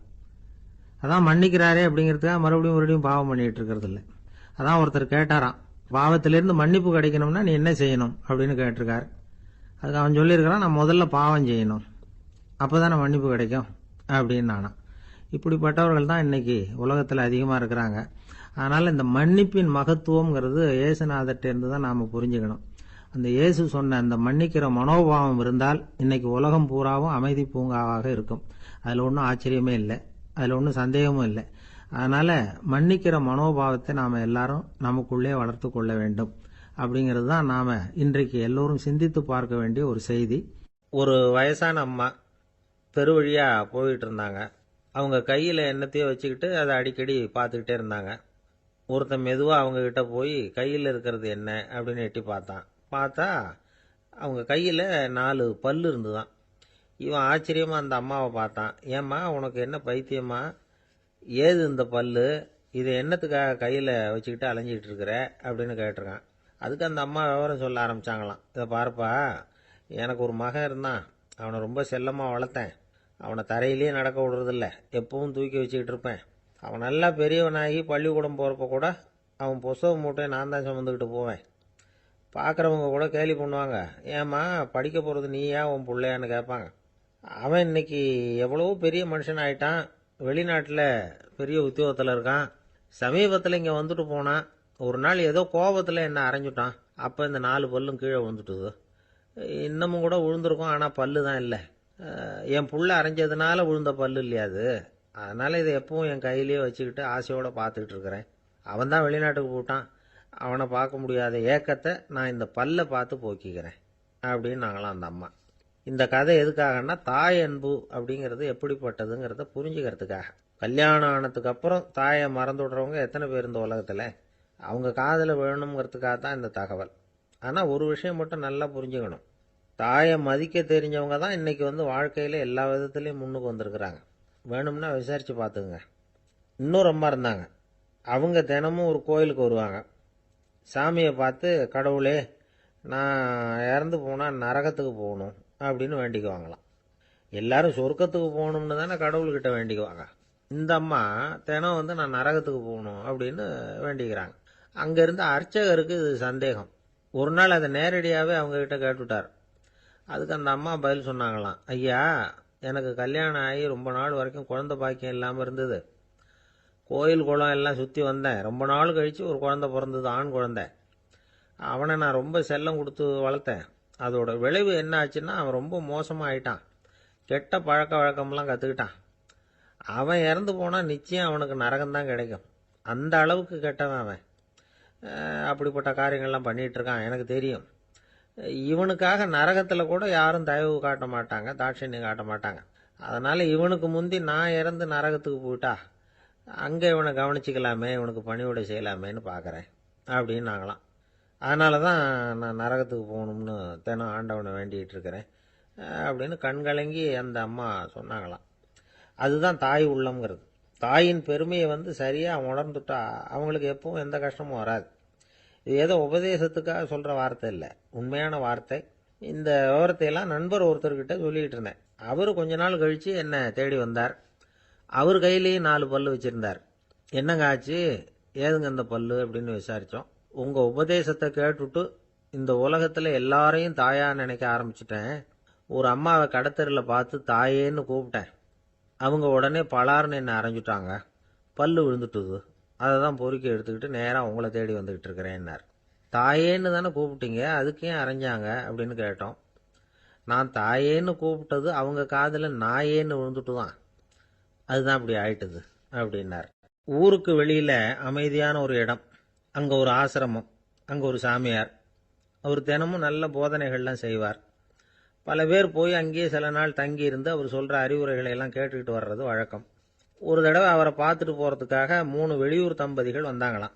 அந்த மடத்திலேயே சாப்பிட்டுக்கிட்டு தங்கி இருந்து அவங்களுடைய போதனைகளை கேட்டுக்கிட்டு போகணுங்கிறது அவங்க நோக்கம். காலையில் குளிச்சுட்டு பூஜையில் உட்காந்தார் அந்த சுவாமி. இவங்களும் குளிச்சுட்டு அந்த பூஜையை பார்க்கறதுக்காக அவர் முன்னாடி உட்காந்தாங்க. பூஜை ஆரம்பமாச்சு. சம்பிரதாயப்படி அது ரொம்ப நேரம் நடந்துக்கிட்டே இருக்குது. இவங்களுக்கு நல்ல பசி இருந்தாலும் இந்த நேரத்தில் அதை எப்படி வெளியில் காட்டிக்கிறது? பேசாமல் இருந்தாங்க.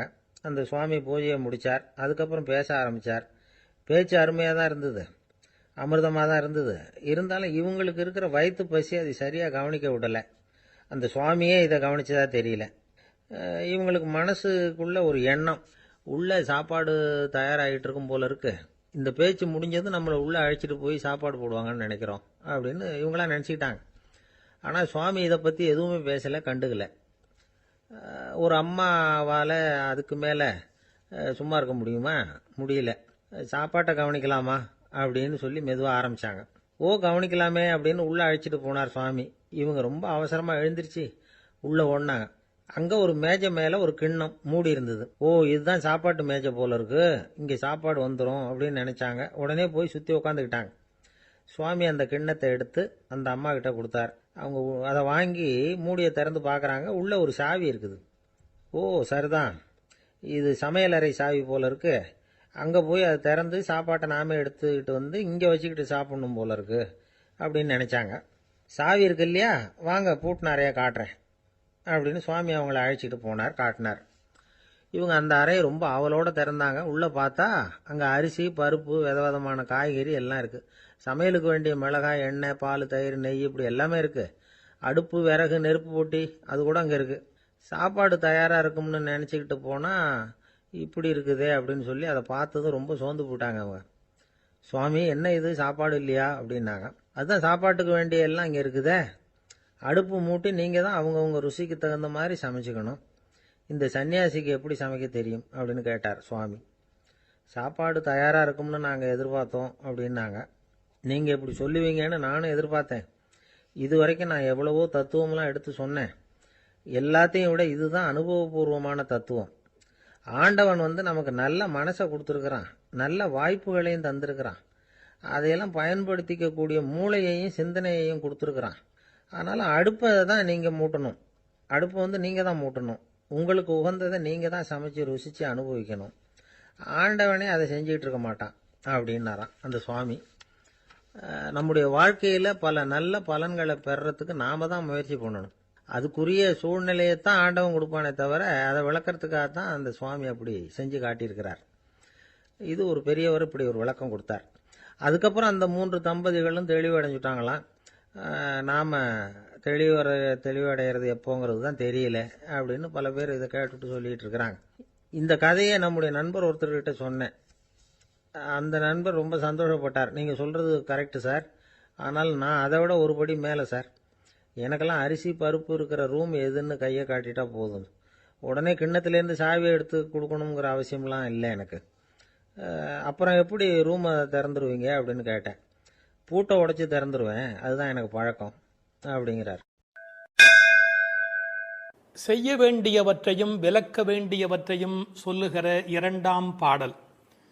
வையத்து வாழ்வீர்கள் நாமும் நம் பாவைக்குச் செய்யும் கிரிசைகள் கேளீரோ, பார்க்கடலுள் பையத்துயின்ற பரமன் அடிபாடி நெய்யுண்ணோம் பாலுண்ணோம் நாட்காலே நீராடி மையிட்டெழுதோம் மலர் இட்டு நாம் முடியோம் செய்யாதன செய்யோம் தீக்குறளைச் சென்றோதோம் ஐயமும் பிச்சையும் ஆம்தனையும் கைகாட்டி உய்யுமாறு எண்ணி உகந்தேலோர் எம்பாவாய்.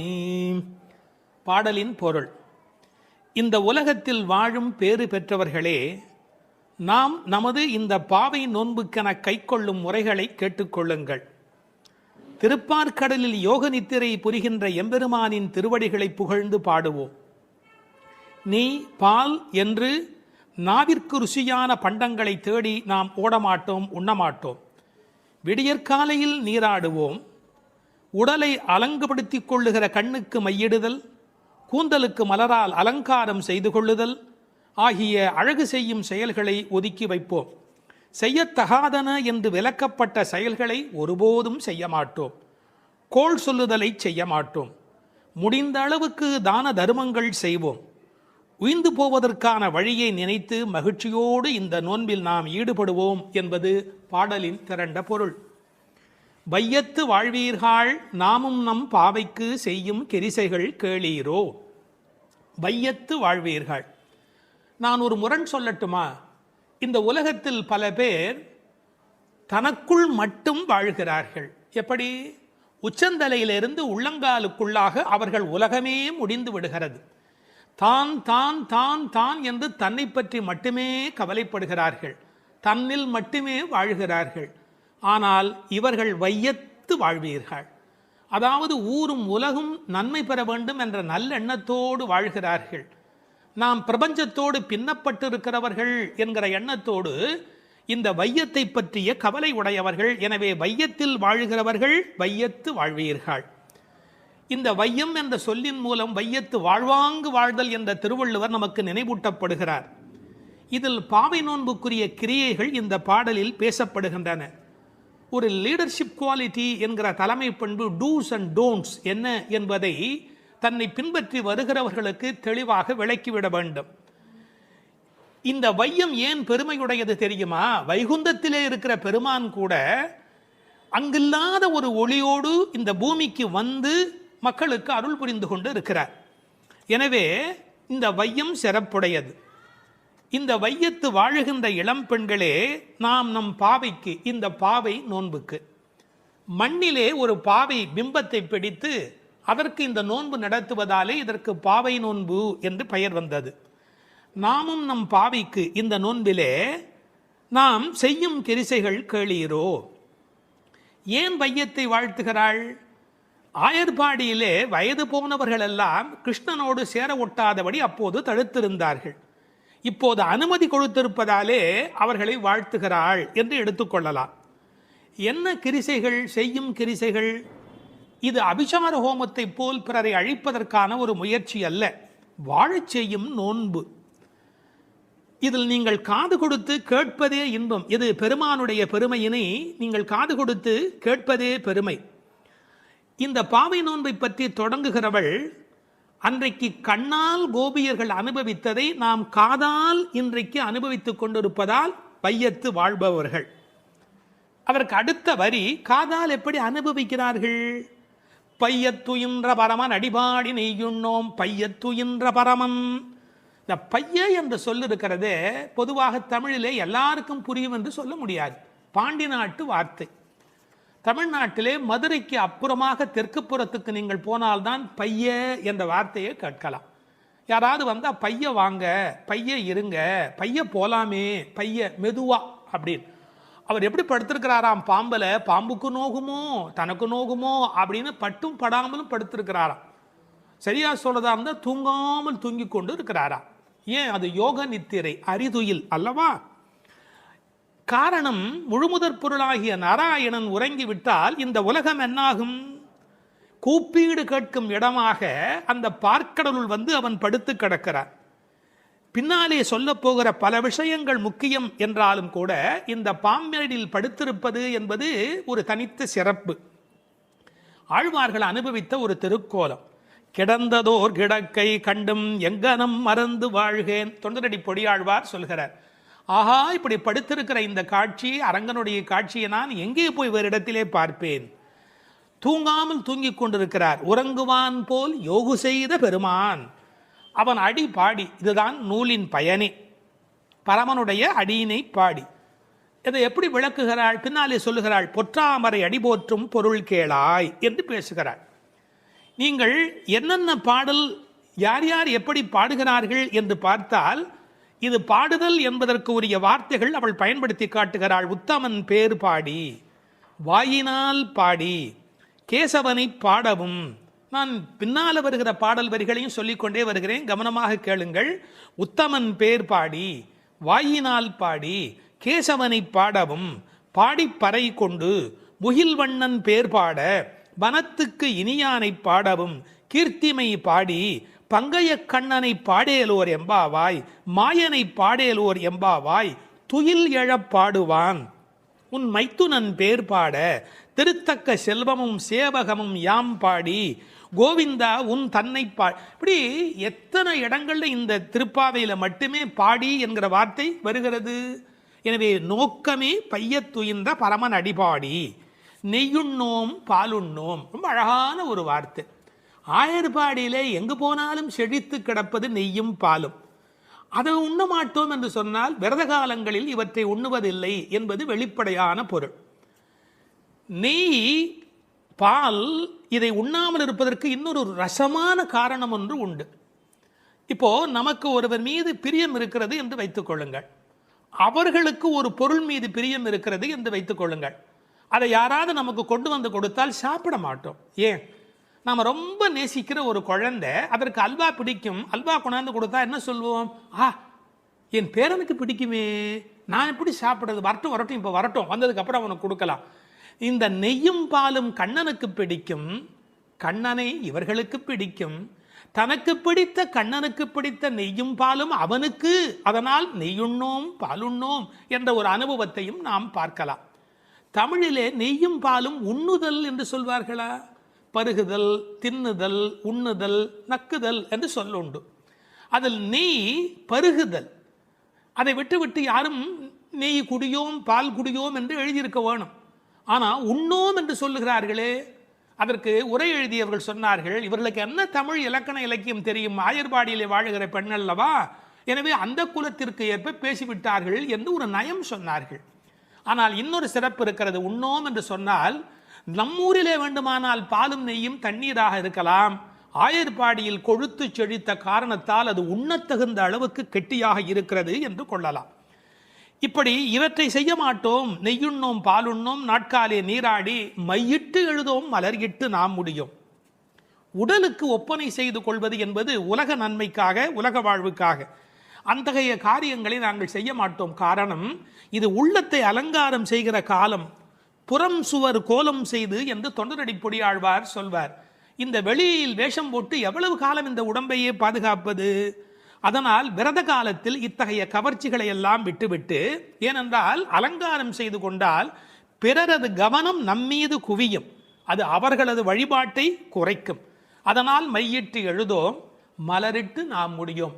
வாசனை பூ கூட வைப்பது இல்லை.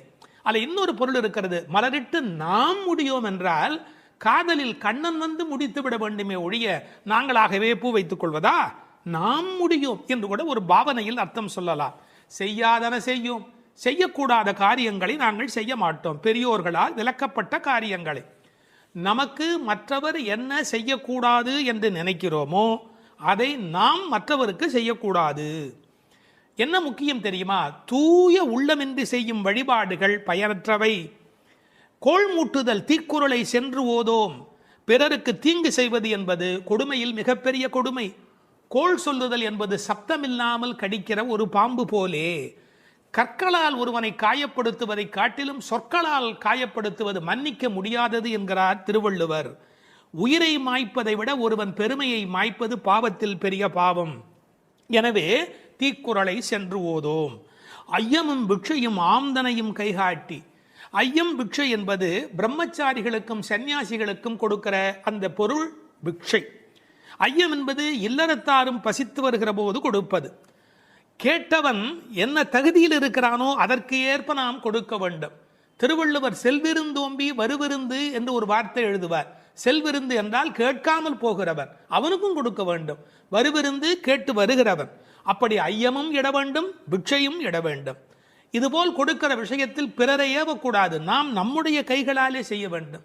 சில வீட்டில் தானம் போடுகிற போது குழந்தை கையில் கொடுத்து அரிசி போட சொல்வார்கள், கொஞ்சமாக போகுமே என்ற ஒரு எண்ணத்தினாலே. எனவே ஆம்தனையும் கைகாட்டி எவ்வளவு முடியுமோ அவ்வளவு நாம் இந்த உலகத்தில் கொடுப்பதற்கு கடமைப்பட்டிருக்கிறோம். இந்த உலகத்தில் கடவுள் செல்வத்தை உருவாக்கினார், மனிதன் வறுமையை உருவாக்கினான். எனவே கட்டாயத்தால் தருவதை தாண்டி கருணையினால் தருவதுதான் நோன்பினுடைய முழு பயனாக அமைய முடியும். ஐயமும் பிக்ஷையும் ஆம்தனையும் கைகாட்டி உய்யுமாறு எண்ணி உகந்தேலோர் எம்பாவாய். இதை உய்யும் ஆறு என்று பிரிப்பார்கள், உய்யுமாறு என்றும் சொல்வார்கள். மிக ஆழங்கால் பட்ட பெரியவர்கள் எம்பெருமானாருக்கு திருக்கட்சி நம்பிகள் தேவராஜ பெருமாள் 6 வார்த்தை உபதேசித்தாரே, அது இங்கே நினைப்பதற்கு உரியது என்று உள்ளுரை சொல்வார்கள். இதில் பிரவர்த்தி ரூபம், நிவர்த்தி ரூபம் என்ற 2 பிரிவு உண்டு. நாட்காலை நீராடுதல், பரமநடிபாடுதல், ஐயமும் பிட்சையும் ஆம்தனையும் கைகாட்டுதல் பிரவர்த்தி ரூபம். நெய்யுண்ணோம் பாலுண்ணோம் மையெழுதாமை மலர் முடியாமை செய்யாதன செய்யாமை தீக்குறளை ஓதாமை நிவர்த்தி ரூபம். உடல் தூய்மையில் தொடங்கி உள்ள தூய்மையில் வாழ்ந்து உயிர் தூய்மையில் முக்தி அடையக்கூடிய வகையில் உய்யுமாறு எண்ணி உகந்து வாழ்வோம் என்கிறாள் ஆண்டாள் நாச்சியார்.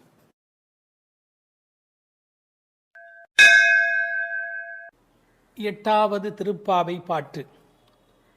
உற்சாகமுள்ள ஒரு பெண்ணை உறக்கத்திலிருந்து எழுப்புகிறார்கள்.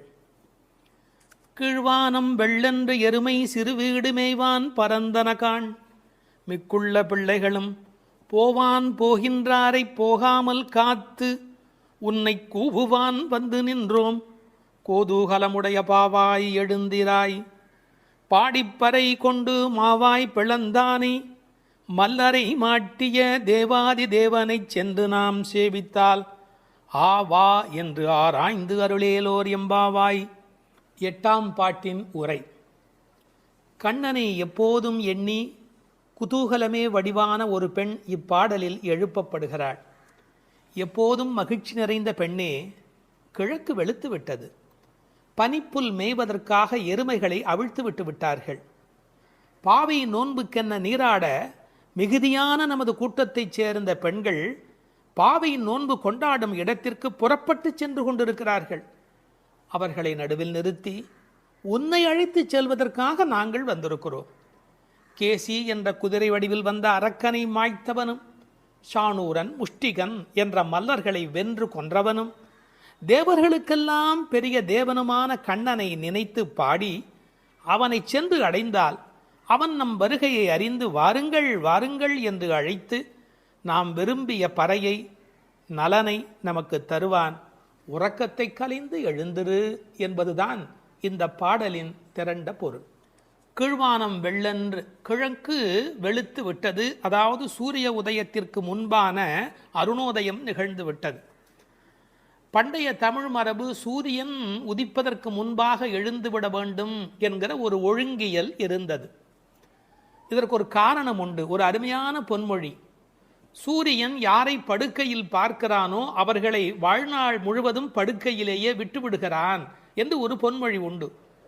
மனிதன் நோயின்றி இருக்க வேண்டும் என்று சொன்னால் விடியல் வேளையிலே சூரியன் வருகிறதற்கு முன்பாக எழுந்து நின்று அந்த சூரியனை வரவேற்பதற்கு தயாராக இருக்க வேண்டும். இந்த கிழக்கு வெளுத்தது என்பதை கீழ்வானம் வெள்ளென்று என்று எழுதுகிறார். ஒரு குறிப்பு, இவையெல்லாம் வெளியில் நடக்கிற விஷயங்கள். சூரியோதயத்திற்கு முந்தைய வானம் வெளுத்த நிலை. வெளியில் நடக்க வேண்டியதெல்லாம் நடந்து விட்டதே, உள்ளே நடக்க வேண்டியது நடந்திருக்கிறதா? வெளி அடையாளங்கள் சரியாக இருக்கின்றன, உள்ளே நிகழ வேண்டிய ஆன்ம விடியல் அது நடந்திருக்கிறதா? உனக்கு என்ன அஞ்ஞானமா? இன்னொரு அடையாளம் சொல்லுகிறாள், விடியலுக்கான அடையாளம். எருமை மாட்டை அவிழ்த்து விட்டு விட்டார்கள், மேய்ச்சல் நிலத்திற்கு கூட்டி போகிறார்கள். ஆனால் மேய்ச்சலுக்கு போவதற்கு முன்பு அதை அவிழ்த்து விட்டவுடனே பனிப்புல் மேய்வதற்கு அனுமதிப்பார்கள். அதுவும் பரபர என்று ஓடிவர் வந்து அந்த பனிப்புல்லை எல்லாம் மேயும். காரணம், பனிப்புல் மேய்ந்தால் பால் நன்றாக இருக்கும் என்பது ஆயர்பாடியினுடைய கொள்கை. ஆண்டாள் அந்தணர் குலத்தில் பிறந்து வளர்ந்தாலும் கூட அவளுடைய இயல்பு ஆயர்பாடியின் உண்மைகள் அனைத்தையும் தெரிந்து வைத்திருக்கிறாள். எருமை சிறுவீடு மேய்வான். சிறுவீடு சின்னதாக விட்டு இருக்கிறார்கள், முழுசா விட்டுடல. அது கொஞ்சம் அப்படி பக்கத்தில் போய் அந்த அவிழ்த்து விட்ட உடனே வந்து வெளியில் இருக்கிற அந்த பனிப்புல்லை மேய தொடங்குகிறது. அறிந்தோ அறியாமையிலேயோ எருமை அந்த வார்த்தையை பயன்படுத்துவதிலே ஒரு கிண்டல் இருக்கிறது. ஏன்னா யாராவது அதிக நேரம் தூங்கி கொண்டிருந்தா, என்னடா இப்படி எருமை போல தூங்குறியே என்று ஏசுவார்கள். எருமையே எழுந்து விட்டதே, நீ இன்னும் எழுந்திருக்கவில்லையா? அதில் ஒரு கேலி இருக்கிறது, ஒரு கிண்டல் இருக்கிறது. எருமை சிறுவீடு மேய்வான் பரந்தனகான், ஓடுது, அது பாட்டுக்கு அது போய் திங்கிறதுக்காக அது பறந்து புறப்பட்டது. மிக்குள்ள பிள்ளைகளும், அதாவது 5 லட்சம் குடியில் இருக்கிற அத்தனை பெண்களும் ஒருத்தருக்கொத்தர் உறவு. அவர்கள் எல்லாருக்கும் நோன்பு நோக்க வேண்டும், கண்ணபெருமானை காண வேண்டும், அவன் தரிசனத்தை சென்று அனுபவிக்க வேண்டும், அவனோடு கலவி பரிமாற வேண்டும் என்ற எண்ணத்தினாலே போக வேண்டும் என்று எல்லோரும் தவிக்கிறார்கள். இறைவனை சென்று சேர வேண்டும் என்று இந்த சபரிமலைக்கு போகிற சில அன்பர்கள் ஒரு வேகத்தோடு புறப்படுவார்கள். அது மாதிரி போவான் போகின்றாரே, அப்படி எல்லாம் வேக வேகமாக எல்லோரும் புறப்படுகிறார்கள். இது ரொம்ப முக்கியமான ஒரு இடம். இன்றைக்கு சிலருடைய மனதிலே கோவிலுக்கு போவது என்பது ஒரு டூரிசம் ஸ்பாட் விசிட் என்பது போல மாறி இருக்கிறது. இல்லை இல்லை இல்லை, அது திருத்தல யாத்திரை.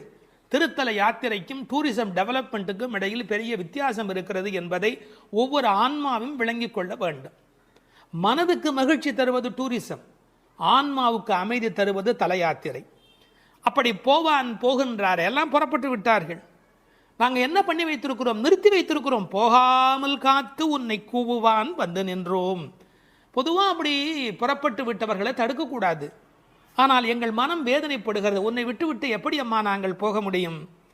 பிரார்த்தனை கூட்டத்தால் நிறைவு பெறுகிறது, ஆனால் தியாகம் தனிமையால் அழகு பெறுகிறது. தியாகம் தான் ரொம்ப முக்கியம். பிரார்த்தனையை விட நிறைய பிரார்த்தனைகள் இருக்கட்டும், அதை விட தியாகம் அதை விட முக்கியம். நாங்கள் எல்லாரும் புறப்பட்டு விட்டார்கள், அவளை தடுத்து நிறுத்தி வைத்திருக்கிறேன், ஒன்றை அழைத்து கொண்டு போக வேண்டும் என்று. ஒருவரை விட்டு விட்டு போனாலும் மனம் நிம்மதி அடையுமா? நாம் சாப்பிடுகிறோம், நமக்கு வேண்டிய ஒரு அன்பர், ஐயோ ஒரு வரலையே ஒரு வரலையே ஒரு வரலையே என்று தவிப்போம் இல்லையா? அதுபோல் கண்ணனை அனுபவிக்கின்ற அனுபவத்திலே ஒருத்தி விட்டு போனாலும் அவர்கள் மனது வேதனைப்படுகிறது. அதனால் போகின்றாரே போகாமல் காத்து உன்னை கூவுவான் வந்து, உன்னை கூப்பிடுவதற்காக வந்து நிற்கிறோம். ஒரு அழகான வார்த்தை நான் படித்தது, காத்திருப்பதற்கு அதிக பொறுப்பு வேண்டும். இந்த உலகத்தில் ஒரு விஷயத்துக்கு காத்திருப்பது என்பதற்கு கூடுதலான பொறுப்பு வேண்டும். கல்யாண பந்தியிலேயே பல பேர் பரபரக்கிறார்கள், கூப்பிடாமலேயே சாப்பிட ஓடுகிறார்கள். ஆனால் இவர்கள் பக்திக்கு போகிற போது கூட ஒருத்தி வர வேண்டுமே என்று காத்திருக்கிறார்கள். பொறுமை உள்ளவர்களே இந்த உலகத்தை ஒளிமயமாக ஆக்குகிறார்கள். யான் பெற்ற இன்பம் பெருக இவ்வையகம் என்று எண்ண வேண்டும் அல்லவா? இன்னும் ஒரு வார்த்தை சேர்த்தே சொல்லுகிறேன், பொறுமை கூட ஒரு வழிபாடுதான். பொறுமை கூட ஒரு உயர்ந்த வழிபாடுதான். வழிபாட்டின் ஓர் அங்கம் அல்ல பொறுமை என்பது, வழிபாட்டின் ஓர் அங்கம் அல்ல, பொறுமையே ஒரு பெரிய வழிபாடு. கடைசி மாணவனுக்கும் பாடம் சொல்லிக் கொடுக்கிறவரே நல்லாசிரியர். அதுபோல் உன்னை விட்டு விட்டு போக எங்களுக்கு மரம் வரவில்லையடி அம்மா, அதனால் உனக்காக காத்திருக்கிறோம். ஏனென்றால் நீ வந்தால் அந்த இடம் கலகலப்பாக இருக்கும். கோதூகலமுடைய பாவாய் எழுந்திராய். சாதாரணமாகவே இளம்பெண்கள் எப்போவுமே சிரித்தபடி இருப்பார்கள். அவர்கள் இருக்கிற இடத்துல சத்தம் ஜாஸ்தியாக இருக்கும். விஞ்ஞானத்திலேயே ஆண் மூளை பெண் மூளையை பற்றி பிரித்து வைத்து சொல்கிறார்கள். ஆணினுடைய மூளையிலே பேசுவதற்கான பேச்சு மையம் என்பது மிக குறைவு. ஆனால் பெண்ணினுடைய மூளை அமைப்பிலே பேசுவதற்கான மையம் என்கிற அந்த தன்மை கூடுதல். மொழி வளம் என்பது ஒரு பெண்ணுக்கு எளிமையாக வரும். மொழி வளம் என்பது ஆண் பருவமடைய அவனுடைய பேச்சிலே அது வராது. கோதூகலமுடைய பாவாய், எப்போதும் உற்சாகமாக இருக்கிறவள். பாடிப்பறை கொண்டு, என்ன பொருள்? நாம் போய் பாடினால் அவன் பறை நமக்கு தருவான். இதற்கு வெளிப்படையான பொருள் நோன்புக்குரிய அந்த மண்ணினால் செய்யப்பட்ட தோல் கருவியாகிய பறை. ஆனால் ஆழத்தில் பார்த்தால் ஒவ்வொரு உயிரும் இந்த உலகத்தில் பெற வேண்டியது முக்தி. அந்த முக்தியை தரக்கூடிய பரம்பொருள் பரமாத்மா அவன். அதனால் அவனை பாடுவதால் நாம் பறை கொள்ளலாம். மாவாய் பிளந்தானே, குதிரை வடிவத்திலே ஒரு அரக்கன் வருகிறான். அவனுடைய வாய் பிளந்து அவனை கண்ணபெருமான் கொல்லுகிறான். மா விலங்கு, வாய் பிளந்தானே. திருக்குறளில் கூட ஒரு குறள் வரும், மயிர் நீப்பின் வாழா கவரி மா அன்னார். அதை கவரி மான்னு படிப்பார்கள். இல்லை இல்லை, மானா விலங்கு, பனிமலையில் இருக்கிற விலங்கு. அது ஒரு வகையான குதிரை, யாக். அது என்னன்னு கேட்டால், அதுக்கு மேலே இருக்கிற அந்த தோல் ரோமம் நீங்கி விட்டதுன்னு வச்சுங்க, அந்த குடில் அதால் வாழ முடியாது. மா என்பது ஒரு வகையான விலங்கு. மா வாய் பிளந்தானே, மல்லரை மாட்டிய தேவாதி தேவனை. கண்ணனுடைய வாழ்க்கை முழுக்க பார்த்தா அசுரர்கள் வந்து கொண்டே இருக்கிறார்கள், மோதி மோதி சாகிறார்கள். முஷ்டிகன், சாணூரன், இந்த கண்ணபெருமானுடைய கதைகளை எல்லாம் இங்கே சொல்லுகிறாள். பக்தி உலகத்தினுடைய சிறப்பே தான் எதை விரும்புகிறோமோ அந்த பரமாத்மாவின் வரலாறுகளை பரிமாறி கொள்ளுதல்.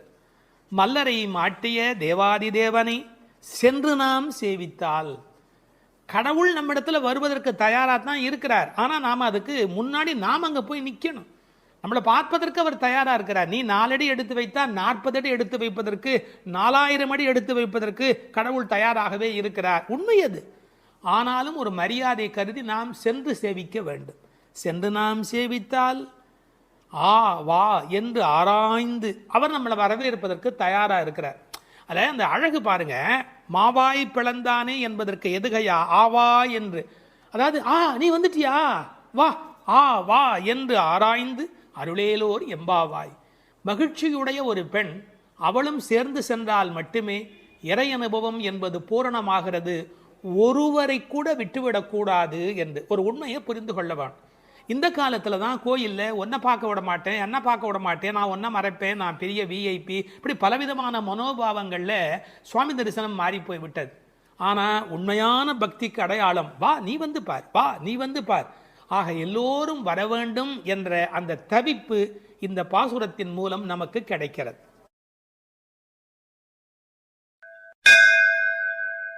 மார்கழி திங்கள் மதி நிறைந்த நன்னாளால் நீராடப் போதுவீர் போதுமினோ நேரிழையீர் சீர்மல்கும் மாய்பாடி செல்வச் சிறுமீர்கள் கூர்வேல் கொடும் தொடிலன் நந்தகோபன் குமரன் ஏறார்ந்த கண்ணி யசோதை இளம் சிங்கம் கார்மேனி செங்கண் கதிர் மதியம் போல் முகத்தான் நாராயணனே நமக்கே பறை தருவான் பாரோர் புகழப் படிந்தேலோர் எம்பாவாய். முதல் பாசுரம். இதனுடைய பொருளை முதலில் சுருக்கமாக பார்த்துவிட்டு பிறகு நாம் விரிவாக சிந்திப்பது பொருத்தம் என்று கருதி உரை முதலில் சொல்லிவிடுகிறேன். நேரிழையீர் சிறந்த ஆபரணங்களை அணிந்த பெண்களே, வளம் நிறைந்த திரு ஆயர்பாடியின் செல்வச் சிறுமியர்களாகிய நாம் காத்திருந்த மார்கழி மாதம், பூரண சந்திரனுடன் கூடிய பௌர்ணமி நன்னாள், நாம் அனைவரும் கூடி மார்கழி நீராட்டத்தில் கலந்து கொள்ள வேண்டாமா? நீராட விருப்பமுடையவர்கள் அனைவரும் வாருங்கள் வாருங்கள்.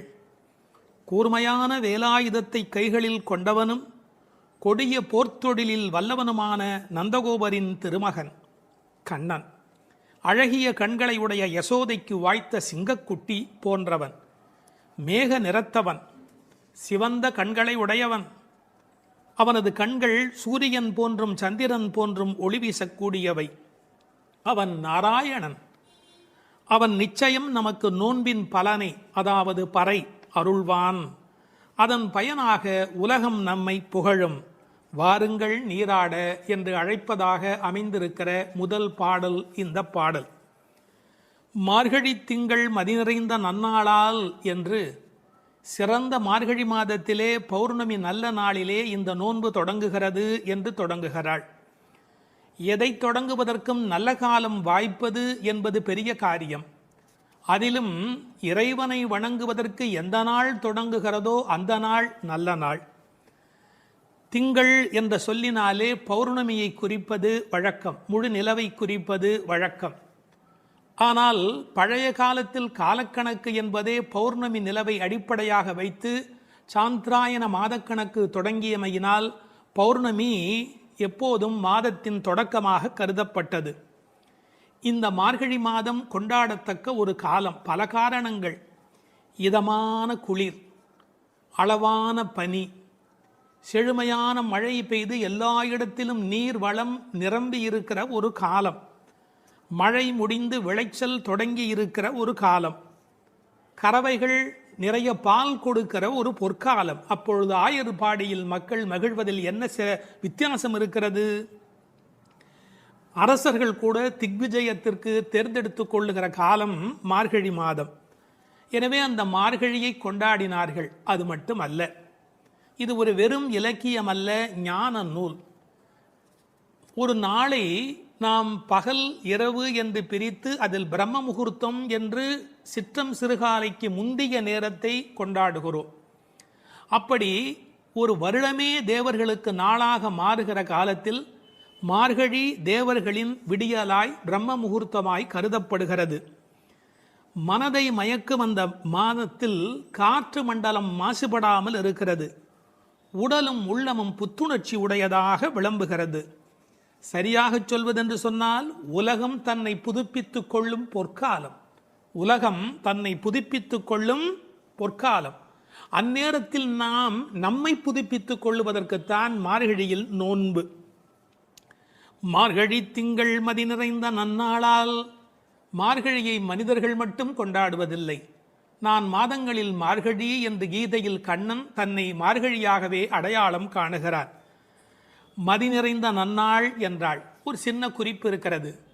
மதி நிறையும் போது மதி குறையும். என்ன? மதி நிறையும் போது மதி குறையும். பௌர்ணமி நாளில் சில பேருடைய மதி பாதிக்கப்படும். ஆங்கிலத்தில் லுனார் என்ற சொல்லும் லுனாட்டிக் என்ற சொல்லும் ஒன்றுக்கொன்று தொடர்புடையவை. உணர்ச்சி மேலோங்குவதால் மனம் தடுமாறுகிற காலம் மதி நிறைகிற காலம். நாம் உணர்ச்சியை வென்று அறிவை கொண்டு இறைவனை அடைய வேண்டும் என்பதற்காக அந்த மாதம் கொண்டாடப்படுகிறது. மார்கழி மாதத்தின் பௌர்ணமி கொண்டாடப்படுகிறது.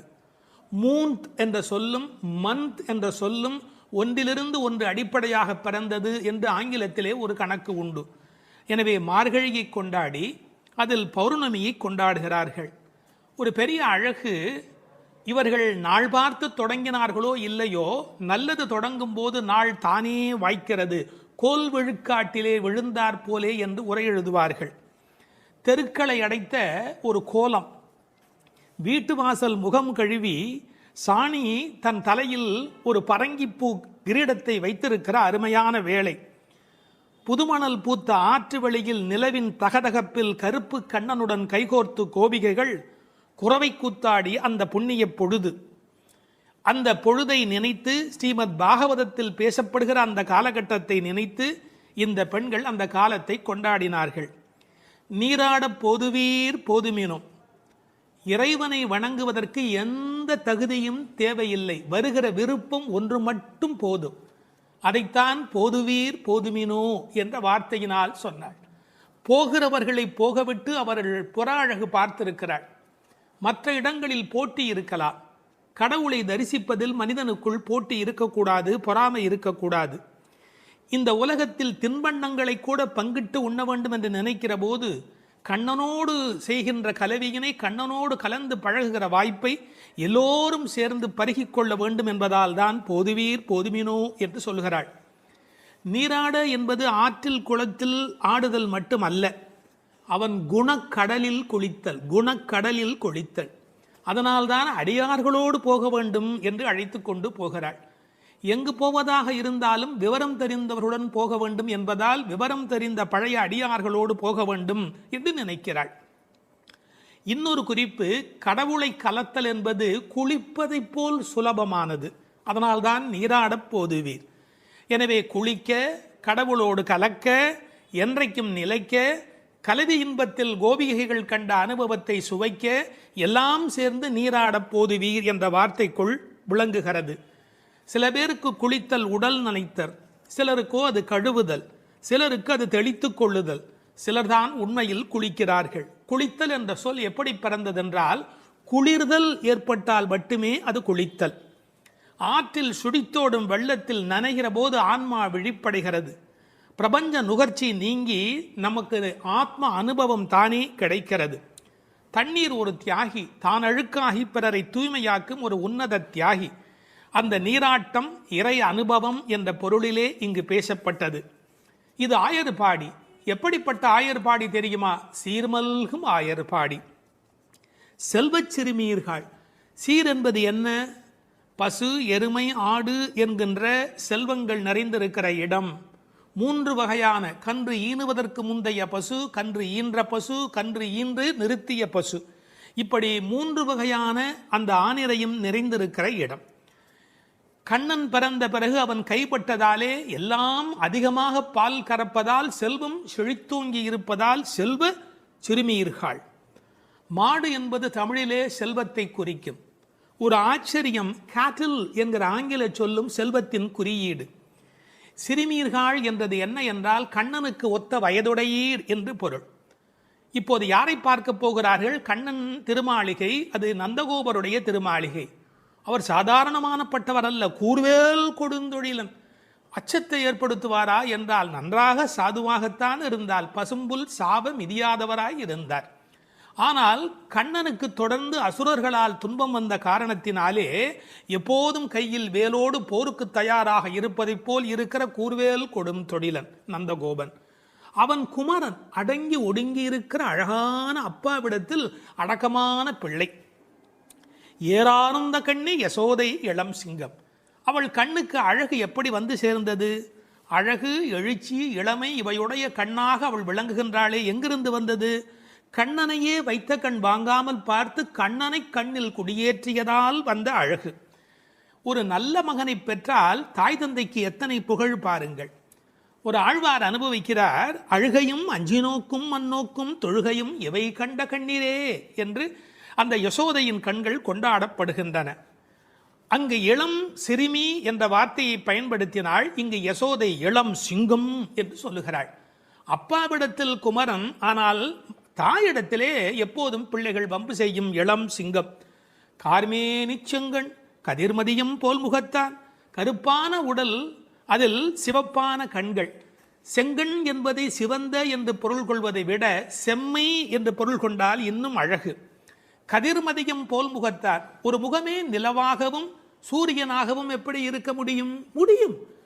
நீங்கள் நன்றாக நரசிம்ம அவதாரத்தை உற்று நோக்கினால், எதிரியான இரண்யகசிபுவை நெருப்பையழ பார்த்தவன் பக்கத்தில் இருக்கிற பிரகலாதனை அன்பு கனிய பார்க்கிறார்.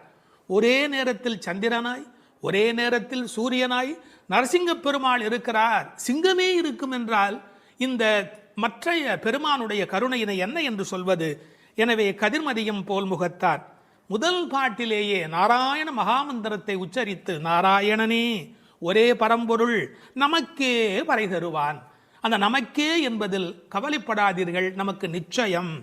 பறை என்பது தோல் கருவியாக அடையாளப்படுத்தப்பட்டாலும் புருஷார்த்தங்களை குறிப்பது, அடைய வேண்டிய எல்லா நிறைவையும் தருவது. பாரோர் புகழப் படிந்தேலோர் எம்பாவாய்.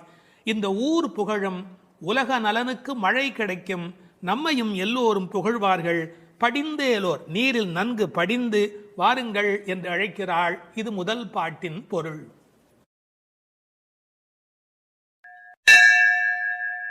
வேதம் அனைத்துக்கும் வித்தான திருப்பாவையின் 6வது பாடல். இது பாடல் தொடங்கி திருப்பள்ளி எழுச்சியாக அமைகிறது. உறங்குகிற பெண்ணை வெளியில் இருக்கிறவள் எழுப்புவது போல பாடலின் அமைப்பு முறை. விடிந்தது என்பதற்கான அடையாளங்கள் சொல்லி எழுப்புகிறார்கள். புள்ளும் சிலம்பினகான் புள்ளரையன் கோயிலில் வெள்ளை வெளிசங்கின் பேரரவம் கேட்டிலையோ, பிள்ளாய் எழுந்திராய் பேய் முலை நஞ்சுண்டு கள்ளச்சகடம் கலக்கழிய காலோச்சி, வெள்ளத்து அரவில் துயில் அமர்ந்த வித்தினை உள்ளத்து கொண்டு முனிவர்களும் யோகிகளும் மெல்ல எழுந்து ஹரி என்ற பேரரவம் உள்ளம் புகுந்து குளிர்ந்தேலோர் எம்பாவாய். முன் அனுபவம் ஏதுமில்லாத கன்னிப்பெண்ணே, இன்னும் உறங்குகிறாயே? விடியலை முன்னே அறிந்து கொள்ளும் இயல்புடைய பறவைகளும் கூட எழுந்து ஓசை எழுப்பி இறை தேட புறப்பட்டு விட்டனவே, அது உனக்கு தெரியவில்லையா? பறவைகளுக்கு அரசனான கருடனை வாகனமாக கொண்ட திருமால் திருக்கோயிலிலே வெண்மை நிறமுள்ள சங்கு தன் ஒலி எழுப்பி அழைக்கின்ற பேரோசை உன் காதில் விழவில்லையா? பெண் பிள்ளையே, விரைவில் படுக்கையை விட்டு எழுந்திரு. முன்பு தன் தாய் யசோதை வடிவில் முலைக்காம்பில் நஞ்சையே தீட்டிக் கொண்டு வந்து கண்ணனுக்கு வஞ்சகமாக பாலூட்ட கருதினாளே பூதனை. அவளிடம் பால் பருகுவது போல முலையுண்டு அவள் உயிரையும் உண்டானே கண்ணன். முன்பு கள்ளத்தனமாக சக்கரமாக அவன் முன் தோன்றினானே சகடாசுரன். அவனை தன் திருவடிகளை உயர்த்தியே உதைத்து அவன் கலக்கம் அடைந்து அழிந்து போனானே அந்த கண்ணன். திருப்பார்கடலிலே அமைந்திருக்கும் ஆதிசேஷன் என்னும் பாம்பின் மேல் அரிதுயில் கொண்டிருக்கிறானே அந்த கண்ணன். இவ்வுலக உற்பத்திக்கு மூல காரணமான அந்த கண்ணனை தம் உள்ளத்திலேயே இடைவிடாது தியானித்து கொண்டிருக்கும் முனிவர்களும் இறைவனை எளிதில் அடையும் யோகம் போன்ற உபாயங்களையும் செய்து கொண்டிருக்கும் யோகியர்களும் அலுங்காது அசையாது மெதுவாக நிதானமாக எழுந்து ஹரி ஹரி என்று திருமாலை எண்ணிப்பாடும் பேரோசை உன்னுடைய காதுகளில் கேட்கவில்லையா? ஆனால் இவ்வோசைகள் எல்லாம் எங்கள் செவி வழி புகுந்து உள்ளத்திற்கு குளிர்ச்சி தருகின்றனவே. இந்த அனுபவத்தை எங்களுடன் பகிர்ந்து கொள்வதற்காகவாவது நீ எழுந்து வரமாட்டாயா? இது பாடலின் திரண்ட பொருள். புள்ளும் சிலம்பினகான் புள்ளரையன் கோயிலில். புள்ளும் சிலம்பினகான் என்பது இயற்கையின் அழைப்பு. காலையிலே பறவைகள் ஒலி எழுப்புகின்றன. இதில் புள்ளும் என்றால் அந்த உம்மை சிறப்பு உம்மை. காலை பொழுது எப்படி விடுகிறது என்றால் கோழி கூவுது என்று ஒரு வார்த்தை சொல்வார்கள். மனித வாழ்க்கை இயற்கையோடு கலந்து நிற்கக்கூடிய தனித்த சிறப்புடையது. அது காலையில் இறை தேடுவதற்கு புறப்படுவதற்கு முன்பாக ஒலி எழுப்பி அதன் பிறகு புறப்படும். இறை தேடும் போதே இறை தேடு என்பதுதான் மனிதனுக்கும் விலங்குக்கும் இருக்கிற வித்தியாசம். அதனால் இறை தேடி அது எழுப்புகிற ஒலியை கேட்ட மாத்திரத்தில் இறை தேடி வல்லினரா இறை தேடி நாம் அந்த பெருமானை நினைக்க வேண்டாமா என்ற அர்த்தத்தில் புள்ளும் சிலம்பின என்றாள். தமிழிலே சிலம்புதல் என்றால் ஒலி எழுப்புதல் என்று பொருள். அதிகாலை எழுவதை மனிதன் பறவைகளிடமிருந்து கற்றுக்கொண்டான் என்கிறார்கள். அது மட்டுமல்ல, பறவைகள் மனிதனுக்கு எச்சரிக்கை உணர்வை ஊட்டக்கூடிய ஒரு அடையாளம். ஒரு காலத்தில் காடுகளில் மனித இனம் வாழ்ந்த காலத்தில் பதுங்கி வரும் பாய்ச்சல் மிருகங்கள் குறித்து எச்சரிக்கை ஒலி எழுப்பும் இயல்பு பறவைகளுக்கு உண்டு. எனவே பறவைகளின் ஒலியை பார்த்து வருகிற நன்மை தீமைகளை மனிதன் உணர்கிற பழக்கம் அன்று தொட்டிருந்திருக்கிறது. எனவே வெளியில் விடுகிற விடியலுக்கு அடையாளமாக சொன்னாலும் பறவை ஒலிக்கும் மனித இனத்துக்கும் சம்பந்தம் இருக்கிறதே. புள்ளும் சிலம்பினகான். புல் அரையன் கோயில், பறவைகளுக்கெல்லாம் தலைவன் கருடன். அந்த கருடன் கோயிலிலே, அதாவது திருமாலுடைய திருக்கோயிலிலே சங்கு ஒலி எழுப்பி அழைக்கிறார்களாம். வெள்ளை வெளிசங்கின் பேரரவம் கேட்டிலையோ. வெள்ளை விழிசங்கு அது ரொம்ப தூய்மையான சங்கு. வெறும் நிறம் மட்டுமல்ல, அது எல்லா வகையிலுமே தூய்மையுடைய ஒன்று, வெண்மையுடைய ஒன்று. அது அழைப்பதற்காகவே பயன்படுத்தப்படுவதாலே விழிசங்கு கோயிலிலே நடை திறந்து விட்டது, மக்கள் வரலாம் என்பதற்கான அறிவிப்பு சங்கொலியின் மூலம் அந்த ஊருக்கு தெரிவிக்கப்படுகிறது. எனவே கோயில் அழைப்பு வந்துவிட்டதே, நீ எழுந்திருக்க வேண்டாமா? பேரரவம் கேட்டிலையோ. பறவையின் சப்தம் கூட சின்ன சின்னதாக போயிருக்கலாம். இது எத்தனை பெரிய ஒலி, சங்கு ஒலி எழுப்புகிறார்களே, ஊருக்கே கேட்க வேண்டும் என்று எழுப்புகிறார்களே, உனக்கு தெரியவில்லையா? சங்குக்கும் ஆண்டாளுக்கும் இடையில் இருக்கிற தொடர்பு நாச்சியார் திருமொழி நன்கு படித்தவர்களுக்கு தெரியும். கற்பூரம் நாருமோ கமலப்பூ நாருமோ திருப்பவளச் செவ்வாய்தான் தித்தித்திருக்குமோ, மறுப்பொசித்த செங்கண்மால் வாய்ச்சுவையும் நாற்றமும் விருப்புற்று கேட்கின்றேன் சொல்லாழி வெண்சங்கே என்று சங்கரை பாராட்டி மகிழ்ந்தவள் ஆண்டாள் நாச்சியார். எனவே வெள்ளை வெளிசங்கு அதற்கு என்ன பெருமை என்றால், ஓங்கார ஒலி எப்போதும் சங்கிலே காதில் வைத்தால் கேட்டுக்கொண்டே இருக்கும். நமக்கு ஒரு ஆச்சரியம், கண்ணனாகிய கடவுள் குடியிருக்கிற ஊரில் வேறு ஒரு கோயிலா? கோயில் அழைப்பு என்றால் ராமாயணம் படிக்கிற போது ராமன் நாராயணனை போய் வணங்கி வந்த செய்தி இருப்பதைப் போல கண்ணன் ஊரிலும் திருமால் கோயில் இருந்திருக்கிறது. இதில் புறவிடியல் பற்றி பேசினாலும் உண்மையில் அகவிடியலை பற்றி நாம் சிந்திக்க கடமைப்பட்டிருக்கிறோம். இதெல்லாம் காலை நேரத்து அடையாளங்கள். ஆன்மீக விடியல் என்பது ஏற்பட வேண்டுமென்றால் அறியாமை இருட்டு போக வேண்டும். நீங்கள் இருட்டை விரட்டிவிட முடியுமா? இந்த உலகத்தில் என்ன முயன்றாலும் இருட்டை விரட்ட முடியுமா? ஒரே ஒரு வேலை இருக்கிறது, ஒரு வெளிச்சத்தை நிறுவுவதுதான் மனிதன் செய்ய வேண்டிய வேலை. எல்லாரும் உட்கார்ந்து கொண்டு இருட்டே போ இருட்டே போ இருட்டே போ என்றால் போகாது. ஆனால் ஒரு விளக்கை ஏற்றி வைத்தால் இருட்டு காணாமல் போய்விடும். அதுபோல் நம்முடைய அஞ்ஞானம், அறியாமை என்ற மன இருள் நீங்க வேண்டுமென்றால் நாராயணன், இறைவன், பரம்பொருள் என்ற ஒற்றை விளக்கு நமக்கு போதுமானது. அதை சொல்லிவிட்டு பிள்ளாய் எழுந்திராய் என்கிறார். பெண் பிள்ளைகளை ஏ பிள்ளை என்று அழைப்பது தமிழ் மண்ணிலே இருக்கிற ஒரு மரபு. என்ன பிள்ளை இப்படி பேசிக்கிட்டே இருக்கிறியே அப்படிம்பாங்க. அது சிறு பிள்ளைகளை சொல்லுகிற வழக்கம் உண்டு. பிள்ளாய் எழுந்திராய். இந்த பிள்ளாய் என்பதில் இருக்கிற அழகு, சிறுபிள்ளைத்தனமாக நடந்து கொள்கிறாயே. உனக்கு கோயிலுக்கு வந்து முன் அனுபவம் இல்லையா? இந்த சபரிமலைக்கு போகிற போது கன்னிசாமி என்று அழைத்து கொண்டு போவார்கள். எல்லாரும் எழுந்திருக்கிற நேரத்தில் அவர் எழுந்திருக்க மாட்டார், அந்த முறையாக பூஜையில் கலந்து கொள்ள மாட்டார். கன்னிசாமி அவருக்கு விவரம் தெரியல என்று எல்லோரும் சொல்வார்கள். இந்த பிள்ளை எழுந்திருக்கவில்லை, பிள்ளாய் எழுந்திராய் என்றார். அவள் எழுந்திராமைக்கு காரணம் சோம்பல் மட்டுமல்ல, சோம்பலை தாண்டி இன்னொன்றும் இருக்கலாம். என்ன? கிருஷ்ண மயக்கம் என்றும் காரணமாய் இருக்கலாம். மிக முதிர்ந்த நிலை ஒரு காரணமாய் இருக்கலாம். அவளுக்கு அதிர்ச்சி உண்டாகும்படியாக எழுப்புவதற்கு உரிய கண்ணபெருமானுடைய வரலாறுகளை சொல்லுகிறார்கள்.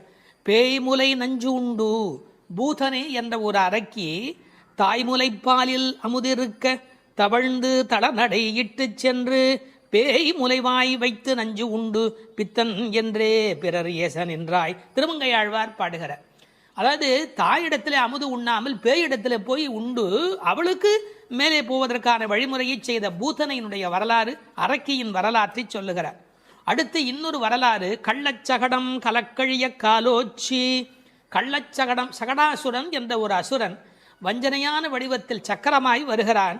அப்போது பெருமான் என்ன செய்தார்? தம் கால்களாலே எட்டி உதைத்தார். தன்னை நேடி வந்த ஆபத்தை அவர் விரட்டுகிறார். என்ன நயம் சொல்வார்கள் தெரியுமா? பெருமாளுடைய திருவடி நம்முடைய கஷ்டத்தை போக்குகிறது என்பதையும் தாண்டி பெருமாளின் துன்பத்தையே போக்கக்கூடியது.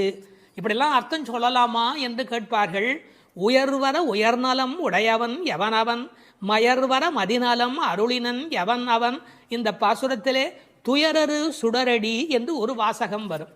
அந்த துயரரு சுடரடி என்பதற்கு வியாக்கியானம் செய்த பெருமக்கள் நம்முடைய துயர் என்று கூட அர்த்தம் செய்ய வேண்டிய அவசியமில்லை.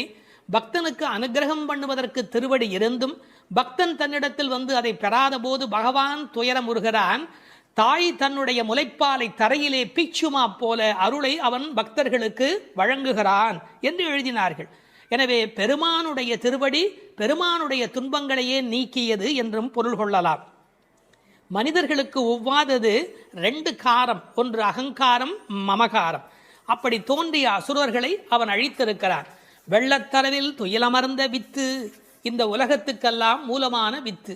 நல்ல தண்ணீர் நனைத்துதான் விதையை நடுவார்கள். இவன் வெள்ளத்து அரவில் பார்க்கடலிலே பாம்பிலே படுத்திருக்கிறான்.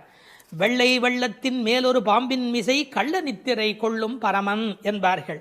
நீர் குளிர்ச்சி, பாம்பு குளிர்ச்சி, அந்த குளிர்ச்சிக்கு மேல் குளிர்ச்சியாக கண்ணபெருமானுடைய தோற்றம் குளிர்ச்சி. முதல் தனி வித்தேயோ என்று நம்மாழ்வார் பாடுவார். ஆலமர் வித்தின் அரும் குரலன் என்று கம்பர் பாடுவார். விச்சி இன்றி விளைவது இல்லை என்று பிரகலாதனுடைய சரித்திரத்தை